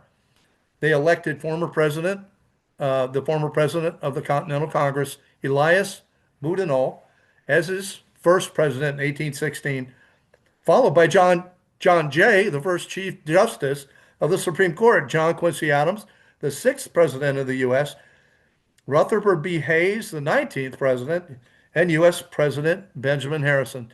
They all served as vice presidents of the American Bible Society. So much for keeping biblical Christianity out of the public square. Patrick Henry was an original member of the Continental Congress. He said, "It cannot be emphasized too strongly or too often that this great nation was founded not by religionists, but by Christians, not on religions, but on the gospel of Jesus Christ. For this very reason, people of other faiths have been afforded asylum, prosperity, and freedom of worship here. Again, almost case closed reading this. And by the way, these men said this when there were many eyewitnesses and a whole population that believed these sentiments. And I can find, and I would challenge anybody to find any sentiments to the contrary contradicting these men after they had made these statements. But it couldn't be been emphasized too strongly or too often enough that this great nation was founded not by religionists, but by Christians. Not on religions, but on the gospel of Jesus Christ. This quote right here answers the question in its entirety, whether we were founded by Christians and whether the country, the nation was founded as a Christian nation. It's answered right here in one quote, but we'll go on to more. John Adams wrote a letter to Thomas Jefferson in 1813. He said, the general principles on which the fathers achieved independence were the only principles in which that beautiful assembly of young gentlemen could unite. And these principles only could be intended by them in their address or by me in my answer. And what were these general principles? I answer, the general principles of Christianity, in which all those sects were united, and the general principles of English and American liberty, in which all those young men united, and which had united all parties in America in majorities sufficient to assert and maintain her independence. He's pointing back to the principles of Christianity that inhabited the colonies and the state constitutions and the beliefs of those 13 colonies. John Quincy Adams would later say, is it not that the Declaration of Independence first organized the social compact on the foundation of the Redeemer's mission upon earth, that it laid the cornerstone of human government upon the first precepts of Christianity? The cornerstone of human government upon the precepts of Christianity. Thomas Jefferson would say, the Bible is the cornerstone of liberty. A student's perusal of the sacred volume will make him a better citizen, a better father, and a better husband. Here's the author of the Declaration of Independence affirming that the Bible was the cornerstone of our liberty and that a study of it will make you a better citizen, a better father, and a better husband. Noah Webster, we're all familiar with him, the Webster's Dictionary, and of course there's several Websters. I don't know if Noah was the one that came out with the dictionary, but I think he was. The religion which has introduced civil liberty is the religion of Christ and his apostles, which enjoins humility, piety, and benevolence, which acknowledges in every person a brother or a sister and a citizen with equal rights. This is genuine Christianity, and to this we owe our free constitutions of government. It's inescapable, the linkage here between the Bible, Christianity, Jesus Christ, and our civil government. Yes, it is. Samuel Adams would say this, 1772, the right to freedom being the gift of Almighty God, or God Almighty. There again, that's coming right out of the Constitution, that our rights come from our Creator, not from our government. The right to freedom being the gift of Almighty God, the rights of the colonists as Christians may best be understood by reading and carefully studying the institutions of the great lawgiver and the head of the Christian church, which are to be found clearly written and promulgated in the New Testament. Samuel Adams would again say, and it is our duty to extend our wishes to the happiness of the great family of man. I conceive that we cannot better express ourselves than by humbly supplicating the supreme ruler of the world that the rod of tyrants may be broken to pieces, and the confusions that are and have been among nations may be overruled by promoting and speedily bringing on that holy and happy period when the kingdom of our Lord and Savior Jesus Christ may be everywhere established, and all people everywhere willingly bow to the scepter of him who is the Prince of Peace. There was no separation in their minds between our civil government, our religious beliefs, and the Creator. George Mason, he mirrors a phrase that was found in the Declaration of Independence about the laws of nature and nature's God. And when he says, the law of nature are the laws of God, whose authority can be superseded by no power on earth. These are those inalienable attributes. James Wilson was a law professor at the University of Philadelphia, wrote the Lectures on Law in 1789 to 91. Law communicated to us by reason and conscience has been called natural, as promulgated by the Holy Scriptures. It has been called revealed. But it should always be remembered that this law, natural or revealed, flows from the same divine source. It is the law of God. Human law rather, must rest its authority and ultimately upon the authority of that law which is divine. Now, this is I think, a very necessary quotation today because Yes. we have some that would assert that when Jefferson wrote the Declaration of Independence, he was not appealing to a divine creator. He was appealing to a natural uh, divinity. They were referring to almost like a what we would call today. Um, help me with the word there, Pastor Dave. The people that, Um, the nature worshipers. Uh, what is the term that we put on the that? universe. It's just that the universe, there's some kind of intrinsic thing like the Force in Star Wars, just that binds everything together and draws its energy from the force that is the universe. And Yeah, so you don't need a god, but there is just some kind. But they also say they're promulgating the view that there is something out there, but it's not God. There's just something right. else. We don't know what it is.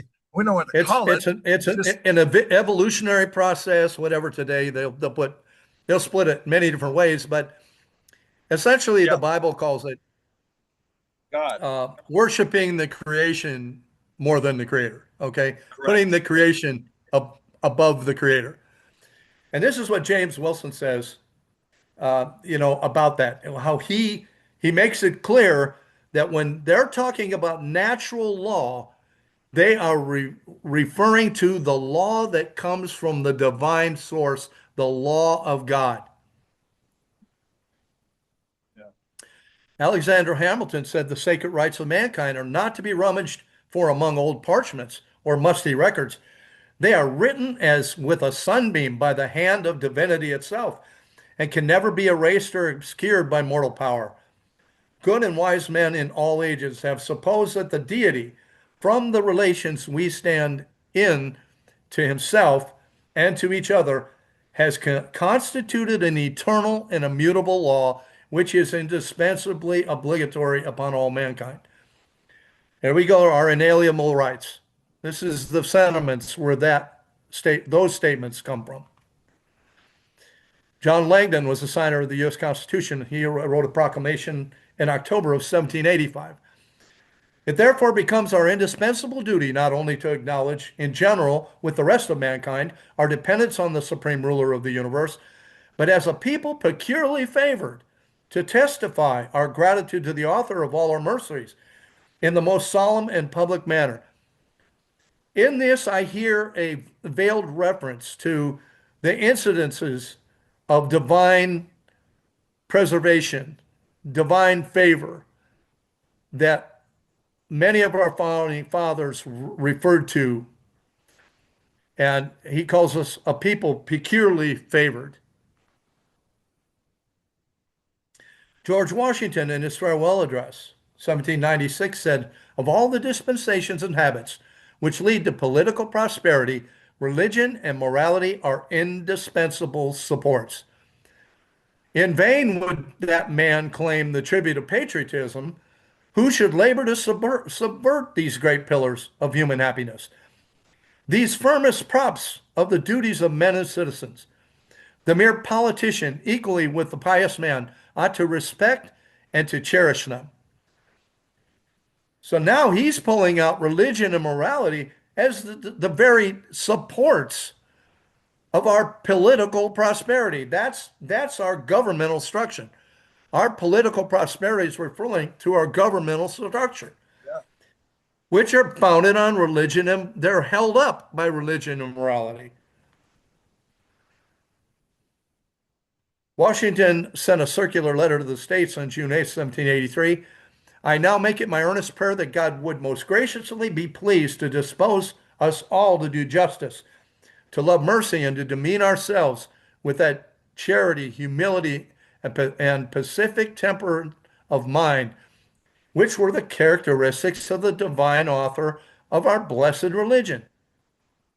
And without a humble imitation of whose example in these things, we can never hope to be a happy nation. Do you see the intimate intertwining of religious morality, the characteristics of biblical morality, and that come from the divine author with our civil government? Thomas Jefferson, July 6, 1775.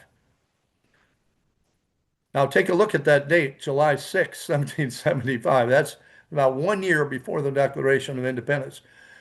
And I don't know if this is Jefferson did not participate in the First Continental Congress, which was 1774, but he was off writing some other documents like this one possibly, for taking up the causes and necessity of taking up arms, which is certainly contemporary with the Continental Congress's proceedings with the Declaration. He says here, but a reverence for our great Creator, principles of humility, and the dictates of common sense must convince all those who reflect upon the subject that government was instituted to promote the welfare of mankind and ought to be administered for the attainment of that end. Our cause is just. Our union is perfect. Our internal resources are great, and if necessary, foreign assistance is undoubtedly attainable. We gratefully acknowledge as signal instances of the divine favor towards us. Here, Jefferson, in 1775, is already acknowledging the instances of divine providence that were on display to the American cause. That his providence would not permit us to be called into this severe controversy until we were grown up to our present strength, had been previously exercised in warlike operation, and possessed of the means of defending ourselves. He's talking about the timing of things here, timing events, that God allowed these events to unfold at a time when they were ready to undertake this. With hearts fortified with these animating reflections, we most solemnly, before God and the world, declare that exerting the utmost energy of those powers which our beneficent Creator had graciously bestowed upon us, the arms we have been compelled by our enemies to assume, we will, in defiance of every hazard, with unabating firmness and perseverance employ, for the preservation of our liberties, being with one mind resolved to die free men rather than to live as slaves. With a humble confidence in the mercies of the supreme and impartial God and ruler of the universe, we most devoutly implore his divine goodness to protect us happily through this great conflict and to dispose our adversaries to reconciliation on reasonable terms, and thereby to relieve the empire from the calamities of civil war. A long quote, but packed with amazing sentiments. Thomas Jefferson would be the governor of the state of Virginia in 1779. He said, public and solemn thanksgiving and prayer to Almighty God that he would in mercy look down upon us, pardon our sins, and receive unto us his favor. And finally, that he would establish the independence of these United States upon the basis of religion and virtue. He's writing this after the Declaration, but before the Constitution. And he's asking God to help us establish independence of the United States upon religion and virtue. That's the author of the Declaration of Independence there. Jefferson, again in 1815, sometime later, would say, "We are not in a world ungoverned by the laws and powers of a superior agent. Our efforts are in his hand and directed by it. And he will give them their effect in his own time." He's absolutely calling into acknowledgement the divine providence that was behind the founding of this country. Now, this is after the Constitution. I don't know how many people know of Joseph Story. Joseph Story was one of our greatest justices. And he, interestingly, was the son of one of the Boston Tea Party Indians. And that's a Boston event there, okay? And I think I have a slide here to show you an artifact from that. He went to Harvard and eventually became the Speaker of the House in Massachusetts. He was the founder of Harvard Law School and appointed to the U.S. Supreme Court at age 32. How many So 32-year-olds? one of the Indians that threw the tea in the harbor, or one of the Yeah, sons of the Indians that threw the tea in the harbor, founded the Harvard Law School. yeah, yeah. His son did. Okay. Let's see here. He was appointed to the Supreme Court at 32. You know, I don't see any 32-year-olds on that court today. By the Oh, author of the First Amendment, James Madison, where he served for 34 years on the Supreme Court and helped establish the illegality of the slave trade in the Amistad case. So you can see the legal process on the abolition of slavery in play here. And he was, um, I don't know if he was full African, but I think he may have been at least partially African. Obviously had a great opinion on that issue. Here's what he said in 1833 on his commentaries on the Constitution.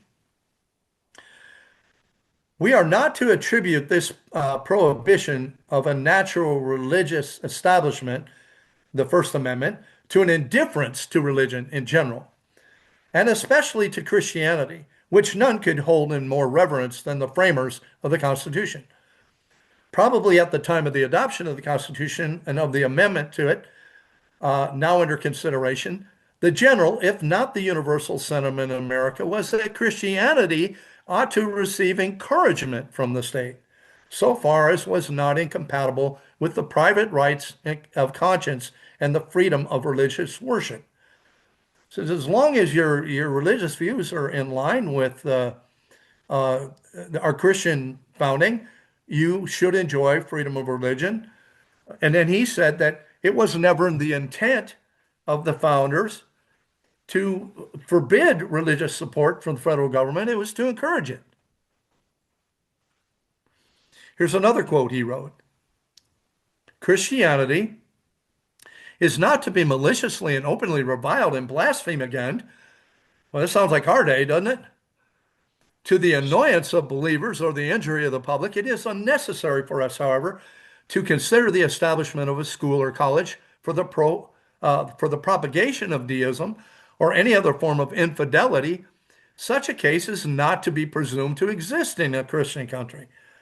So at this time, this was unheard of.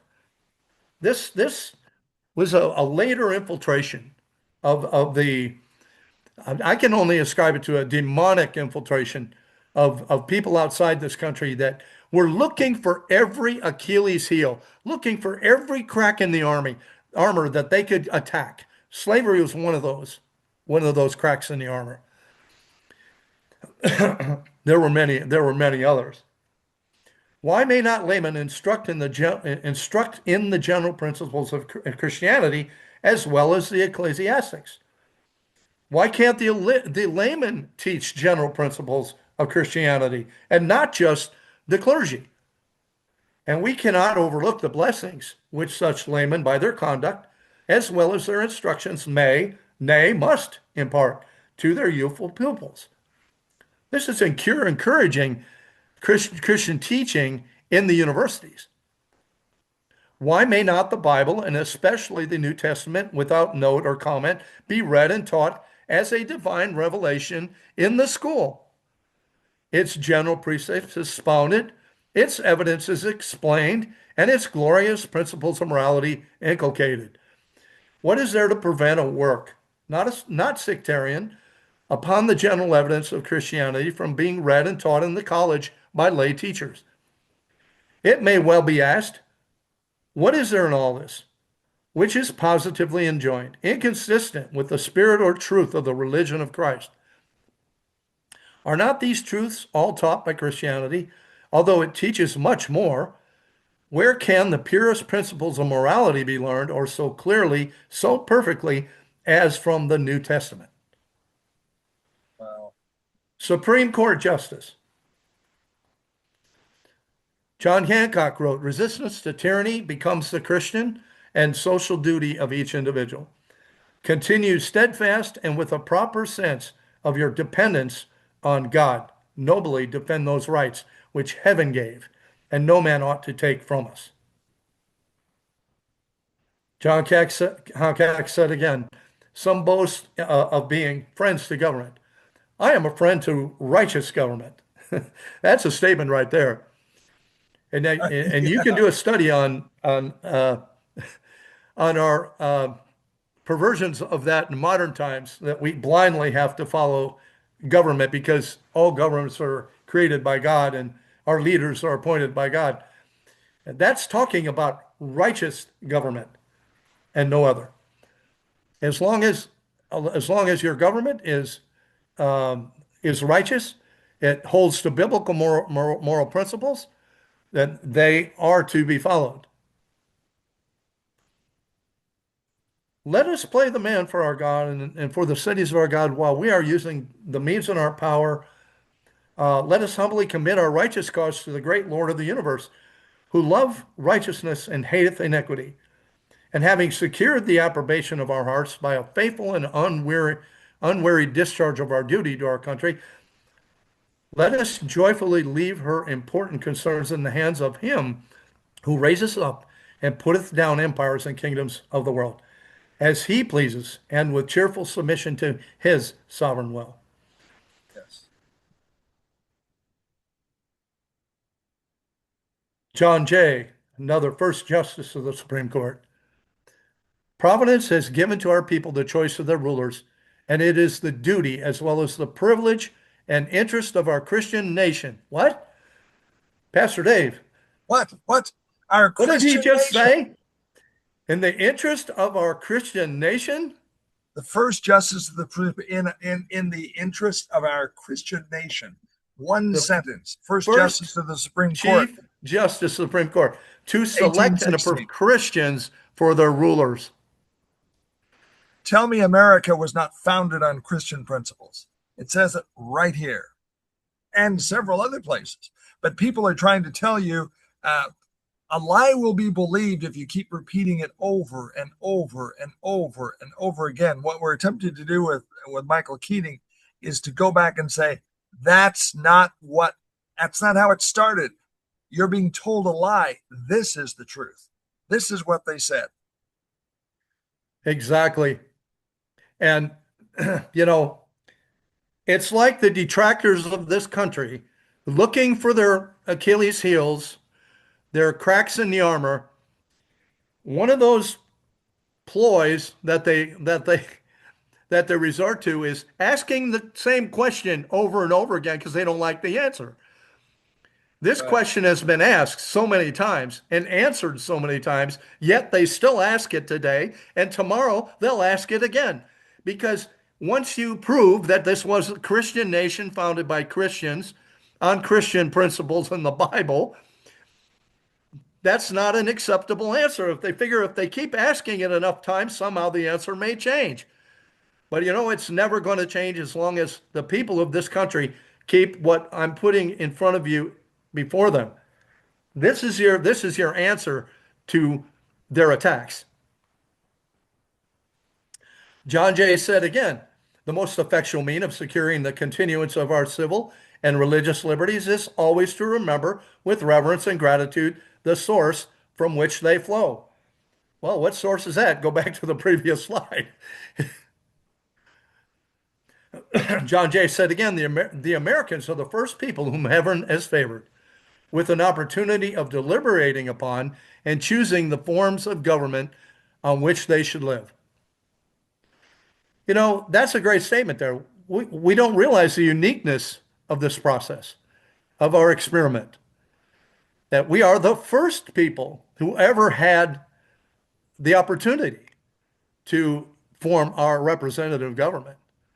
Prior to this, William Federer has some great things on this about top-down government versus bottom-up government. I recall the video, but it's certainly one of the ones in the list that I forwarded. But this is a unique experiment. I don't know how many have ever heard it referred to on those terms.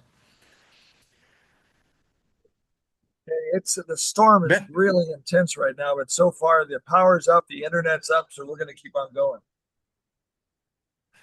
let me just see how many what slide I'm on here and how many I've left to go. And just get a windage guess or how much we've got here. What slide am I on? Slide 131. For 143. So we're close. Everything's Uh, up. It's just I'm surprised it is, but it's thank you, Lord. You can't hear the rain falling on the roof, but it's we have a metal roof here, and it's just I'm surprised you can't hear it. I think it goes more slides on that. So hold on. I think I got a accurate estimate there. I've got a total of 193 and we're on 131. So it's up to you, Pastor Dave, whether you think the storm is probably a good jumping off point. Do you want to, how long have we gone here, by the way? We've got a couple of hours, I believe. What I'm Okay. concerned about is if this storm continues in its severity, we're going to lose our connection. Yeah. So we should probably determine a point where we can kind of continue into phase three because it's a pretty intense storm. I'm surprised we haven't had a power outage yet. Okay. Let's do this then. This is the last slide in this quote section, and then we'll be on a cover slide for the next section where to pick up. And Sounds this good. is Benjamin Franklin's quote for a call for a general fast. Um, it gives some history of Franklin down here. Um, he published sermons with evangelist George Whitefield, and that is a colorful relationship, by the way. The relationship between Franklin and Whitefield. And Franklin was very drawn in by the teachings and the Second Great Awakening revival. Franklin printed a lot of that literature in that print shop that we visited today, where the location was. And of course, we know about his establishing the fire department, the public library, insurance companies, police forces, night watches, hospitals. He set up the lighting of city streets. He coined the term electric terms, positive and negative. Oh man, what we don't owe to Franklin just on a scientific basis. But he had a proposal for a general fast in the colony of Pennsylvania's council. And this is what he said. For as much as it is the duty of mankind on all suitable occasions to acknowledge their dependence on the divine being, to give thanks for the mercies received, and no less to deprecate his judgments and humbly pray for his protection.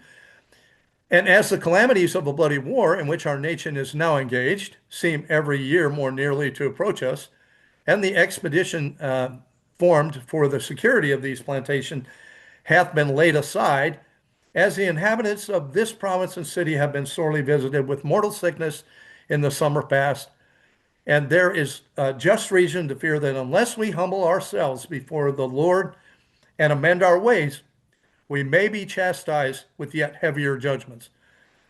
Now, I'm going to pause right here. Thomas Jefferson today is often accused of being a deist. along with several of the other founding fathers. This is another point of attack, something that the detractors of this country, the enemies of America, throw around as a term to marginalize our founding fathers. And these are not the statements of a deist. Neither is the statement of that Franklin made at the Constitutional Convention one of a deist. A deist believes that, well, there might be a God. He's undeterminable. He may exist in the form of nature. He might be in the rock. He might be in the tree. He might be in the sky. Uh, but this God basically created the universe as it is. He has created natural laws, and he's wound it up and is letting it wind down and sitting back, observing all things, not to intervene, not to help, not to this. That's what a deist believes. Okay, what is Franklin calling for here? He's calling for an appeal to God for his protection. Now, that's a God that intervenes right there. That's going to intervene on our behalf. That's against the statement of the deist. And he's saying, unless we humble ourselves before him, we may be chastised with heavier judgments. So appealing to the Lord, there's a possibility that God will um, intervene. That's not what a deist believes. And we could do a whole defense on Franklin's own writings that will put that to rest. That he was not a deist. We have therefore thought fit, on due consideration, ever to appoint Thursday, the 7th day of January next, to be observed throughout this province as a day of fasting and prayer, exhorting all, both ministers and people, to observe the same with becoming seriousness and attention, and to join with one accord in the most humble and fervent supplications, that Almighty God would mercifully interpose and still the raging war among the nations and put a stop to the effusion of Christian blood, that he would take this province under his protection, confound the designs and defeat the attempts of its enemies. It is recommended to all persons to abstain from servile labor on this said day. Wow, that's incredible. He is not a deist. This is not the prayer of a deist. Uh, this is a good place to wind up. And our founding fathers were Christian and they used Christian principles. And not only did they use Christian principles, they prayed for a Christian God who intervenes in the affairs of men to intervene in our affairs. What you're being fed is a lie by those progressives, by those people in America today and the world who say, hey, there is no God, it's just us. They are essentially deists. The clockmaker kind of built the clock, wound it up, and it's like watching a little toy just wander around on the floor and do whatever it's going to do. And go, oh, that's interesting, but not intervene. People are telling you there is no God and it's just all about us. In the last days, the Antichrist is when it's going to say there is no God other than us and other than me, as the Antichrist sets himself up on the throne. Don't buy in that lie. Our founding fathers didn't. Our founding fathers believed that there was and is a God who intervenes in the affairs of men. It's all over the writings, but they never talk to you about that. And quite frankly, I think there's an effort to hide that from you. That's why we're doing this. Amen to that, Pastor Dave. The principles of the founding of our government, I think you can see by the quotes and what's been presented so far. There is no denying, absolutely no way anybody can make an argument to the contrary that this was a Christian nation established on Christian principles, biblical principles by Christians. And that is just the end of the story, but we got a little bit more coming and proof coming on that in the third session. We'll continue along those lines. But we're in a warfare. There have been times, there have been intervals, and I don't expect if I would go to Philadelphia now that to have the same experiences, but there have been times that I actually, had some concerns with even presenting material of this nature in that area because of the opposition strongholds that were set up around there. The opportunity for even physical violence to come your way. The people that were inhabiting those locations were there for a reason. They strategically attack the most important places of our founding and the heritage of this country. And I could give you instance after instance that from Provincetown Harbor in Massachusetts, which is a homosexual bastion now, to well, let's just put it till we get into it properly and to be able to couch some things. We'll leave it at that. But the bottom line is we're in a spiritual warfare, and where is the outcry among the Christian community? Where is where is the counterattack with this information that we're talking about and presenting on this program? Where is the counterattack with the truth? Was this is the truth, And the truth and will set you free. Have it you will noticed set we're you wearing free. the same shirt? Oh no, yeah, we are. The Declaration of Independence shirt. Yeah, and we are. Do you have a 250 yet? Not with me today. Yeah. Well, it's something that we're suffering the consequences in a sense of our own laxness, our own our founding fathers like Franklin. When somebody approached him and said after the convention, "Dear Mr. Franklin, what kind of government have you given us?" And he answered and said, "A republic, madam, if you can keep it, You can keep it. if you can keep it."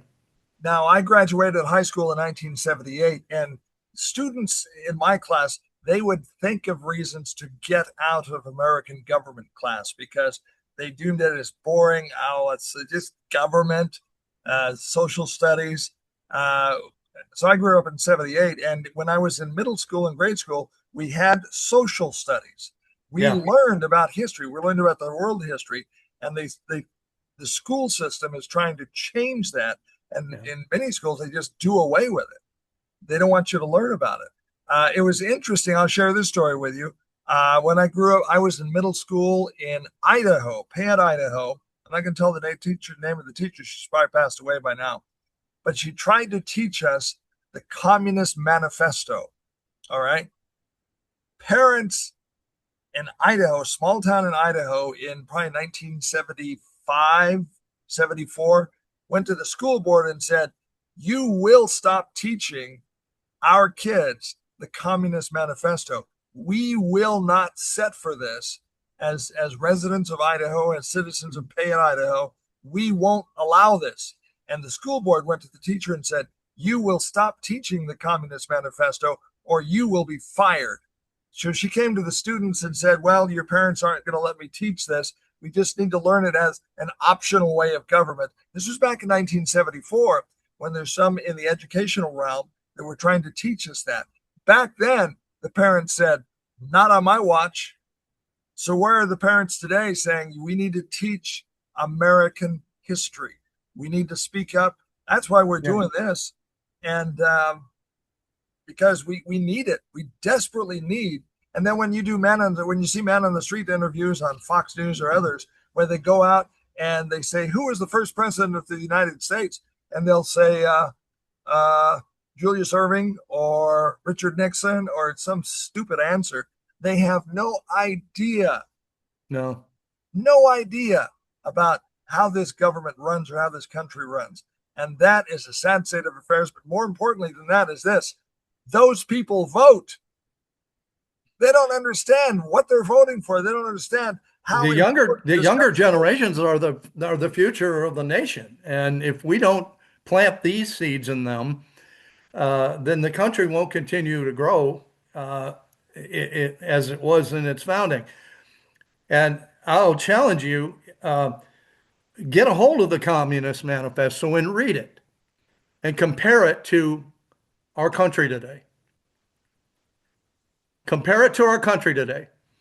When I talk about those detractors, the enemy of America that have come in and attacked.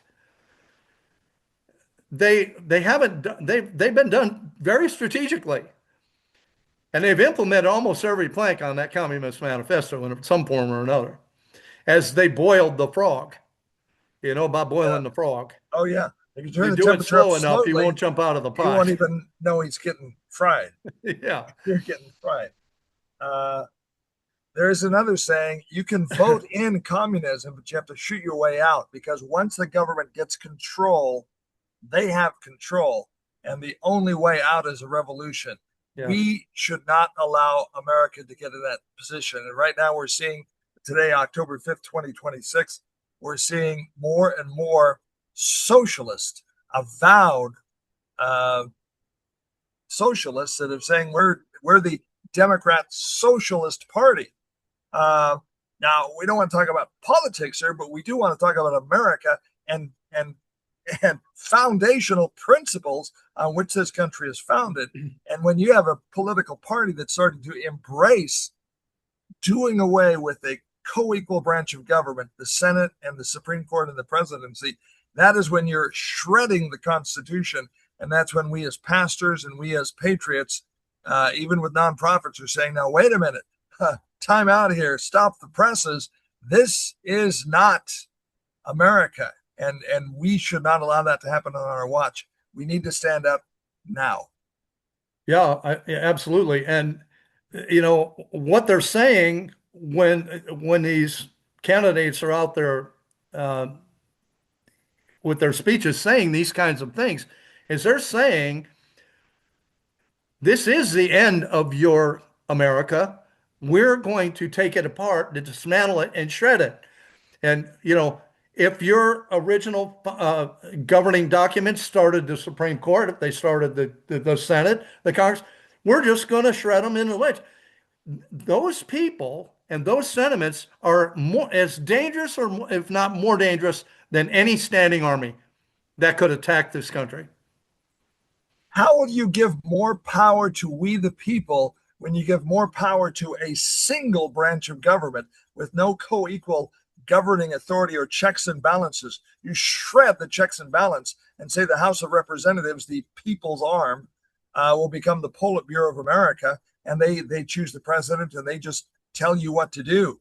And they're using terms like oligarchy and saying, well, the rich are getting richer. And that is that is the basic argument where they tried to push socialism and communism, is to take money away from the wealthy and give it to everyone else. That doesn't work. And we can talk for another 2 hours Yeah. about why not. And I've been doing podcasts for the last 6 months talking about the dangers of it and just explaining economics 101. If you take away the reward aspect of somebody going out and starting a business and you just let the government do it, governments don't create wealth. They tax and take away wealth. Yeah. Governments don't create anything. Governments tax and take away money from entrepreneurs who will start businesses, make money, Yeah. and invest. There is a reward for having a successful company. Government doesn't reward, they just steal from you. Yeah. Yeah. And They can't give you anything they didn't take from someone else. So you'll hear phrases like top 1%, oligarchy, Donald Trump is bad and evil, and all the rich are getting richer, and you're having to pay the bills. And you need to dig deep into that argument. Uh, and we can allow you to have that argument. But when you talk about just destroying the basic foundational governing principle that has made America the successful nation that it has for the last 250 years, look at the success of America comparative to all the other nations. What other nation on the globe has been as successful as America? Why? Because I believe we put God first and we allowed we the people to really flourish. And you've allowed the American dream to exist, and you've allowed Yeah. entrepreneurs and inventors to come here and be rewarded for their dream and their businesses and allow them to grow. That's not happened in China. That's not happened in Venezuela. That's not happened in Cuba. It won't happen here if you go down the socialist road. Absolutely. When I, one of my favorite things to do is just show up in Boston or Philly, and I don't get to do it hardly ever. But when I do, I go up there oftentimes after hours. Might have had a tour I was taking around, and then and I'll look for somebody that just engage and see if they want a little history tour or something. And you would be surprised how many times it's a group of Asian people, Japanese, Chinese, Korean, or it's a group of German, even Germans. I've had one group of Germans that I took. Uh, and why are they interested? Why are they looking at this type of government? Because here they can enjoy the fruits of their own labors.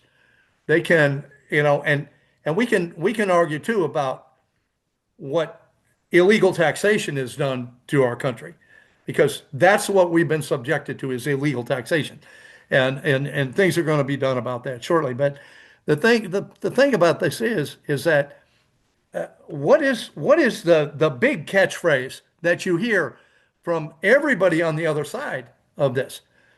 That something is a threat to our Democracy. democracy. There you It's go. a threat to our democracy. And they have been saying that for 25 years, conditioning the American people to believe that we're a democracy, and we are not a democracy. A democracy and a republic are two different things. And you know what I'm going to do for the third session of this?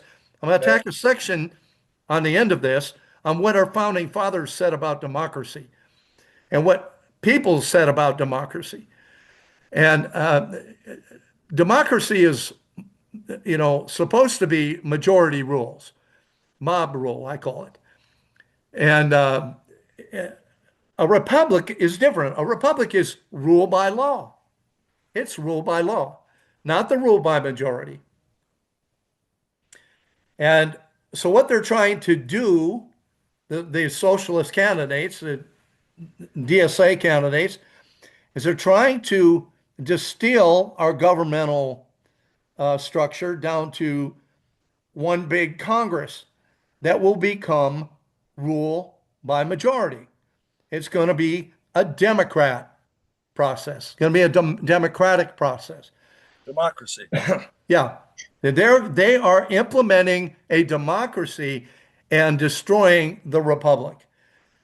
And the audacity of them to come up and just say, we're gonna eliminate, you elect us to the office, this office, which is part of our governmental structure, then we're going to work to destroy that governmental structure. And they're openly stating it now, openly stating it. That is treason. They're traitors to our constitutional republic. There's no other way to slice it. Democracy, true democracy is essentially mob rule, and the bigger the mob, the bigger the rule. And Hmm. that's the problem. You don't have the protection of the rule of law. You have only the wishes of the mob. So you Yeah. need a republic where your rights are guaranteed by the force of law and by the force of the court system.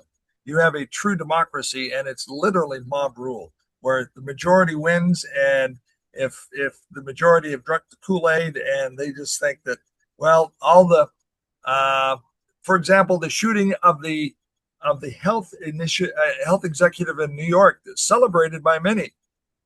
Let's shoot all the wealthy people. Uh, that's where we're headed, and we have to stop that. That is not Christian. That is not the Christian ethos. It's not a republic. It's not the guarantee of personal rights. If there are companies taking advantage illegally, then those will be dealt with. But shooting all the rich people and just having mob rule is not going to fix the problem.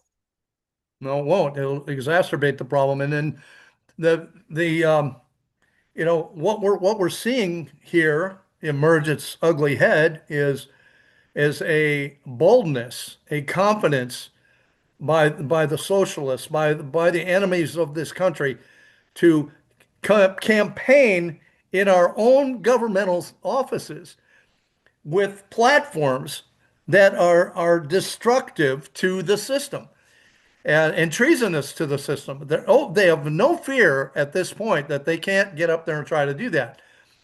Um, I don't know which of them, and I'm sure this will be one of the quotes I'll add in, but one of the I think it was one of the founders, said that democracy is two wolves in a land voting on what to have for dinner.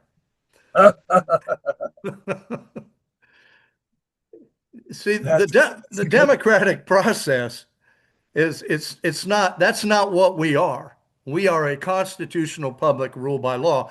And if let's say for instance there's enough people out there that have drunk the Kool-Aid and they're even entertaining this, once they shred the Constitution, which defines the offices that they want to dismantle, I mean, they've been shredding the Constitution for years, but this is just the latest manifestation of it.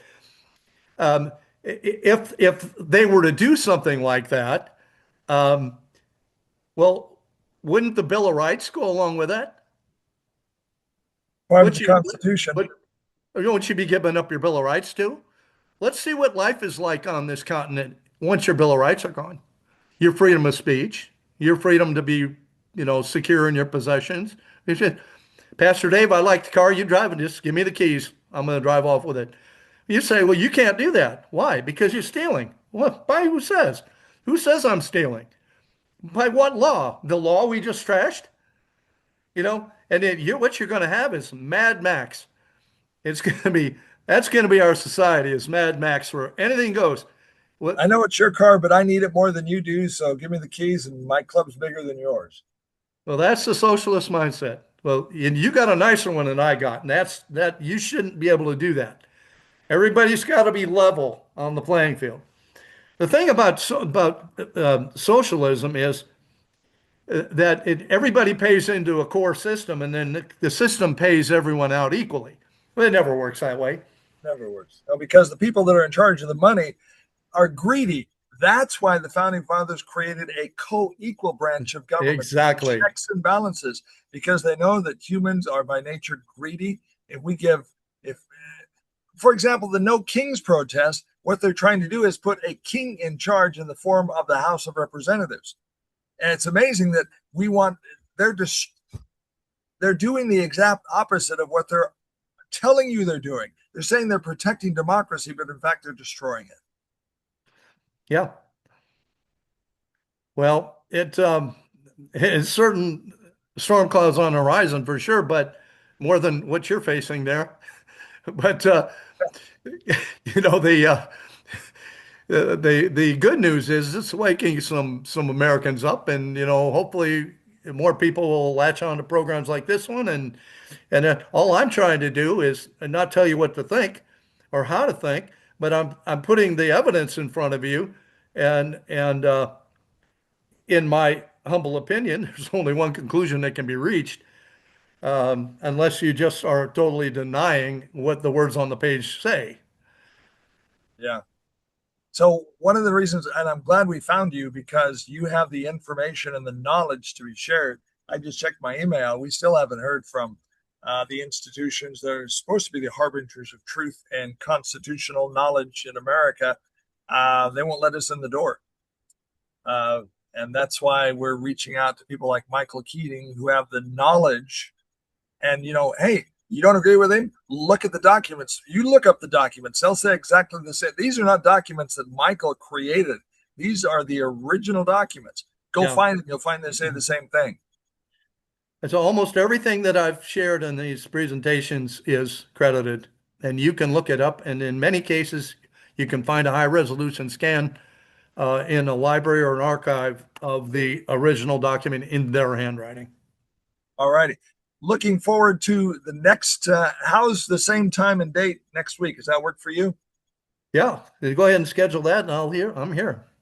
Okay, we'll do it again. Hopefully, we won't have the delay in getting started and the technical issues. We had a problem. I'll just tell people we had a storm here yesterday that kind of messed up the technical side of it here, and we had to start about an hour late. Anyway, hopefully we won't have that next week. Yeah. Well, thank you, Pastor Dave, for providing the platform and the opportunity to come out and get this information out. It's so vital. If you have any questions for Michael or comments to me, you can send me an email at dave@streetlevelamerica.com, dave@usaheartbeat.com, or dave@classroomUSA.net. We're here to share the truth and the history that is America. Unfiltered, it's just this is what the paper says, this is what the documents say. Like the archaeologists say, like we talked, I coined a phrase the other day, constitutional archaeology. Yeah. Let's just dig into the documents and see what the documents have to say. This is what Oh, they say. Pastor Dave, I've got to put that on top of those two slides because that's what I showed today with some constitutional archaeology. I would help me remember that phrase. Constitutional archaeology. You heard it here first, folks. Yeah, But there's that'll be lots. on those slides next time. Okay. There are other organizations trying to do that. We want to be a chorus of voices saying, this is what our founding fathers say. This is what our documents say. This is why they did it. There is a God in heaven. He does intervene in the affairs of men, and he desperately needs to intervene in our affairs. So, Michael, we are looking forward to next week's session and many more sessions in the past, because as we dig up all of this history that is America, hey, folks, this is the truth. The Bible says the truth will set you free. You're being fed a lie, and we're trying to uncover that lie with the truth. Michael, thank you for being with us today. Thank you. Thank you very much. Classroom USA, USA Heartbeat, and Street Level America. I'm Dave Adams. This is America. That's what we think. And we say on Street Level America, this is a phrase we like to use, cowboy up, America. They say that whenever the cowboy gets kicked off a bucking bronco or a bucking horse or a bull. Just cowboy up, dust off, get back on, and let's ride. Get Have a your good shirt day. on. Have a good day. God bless America. God bless America.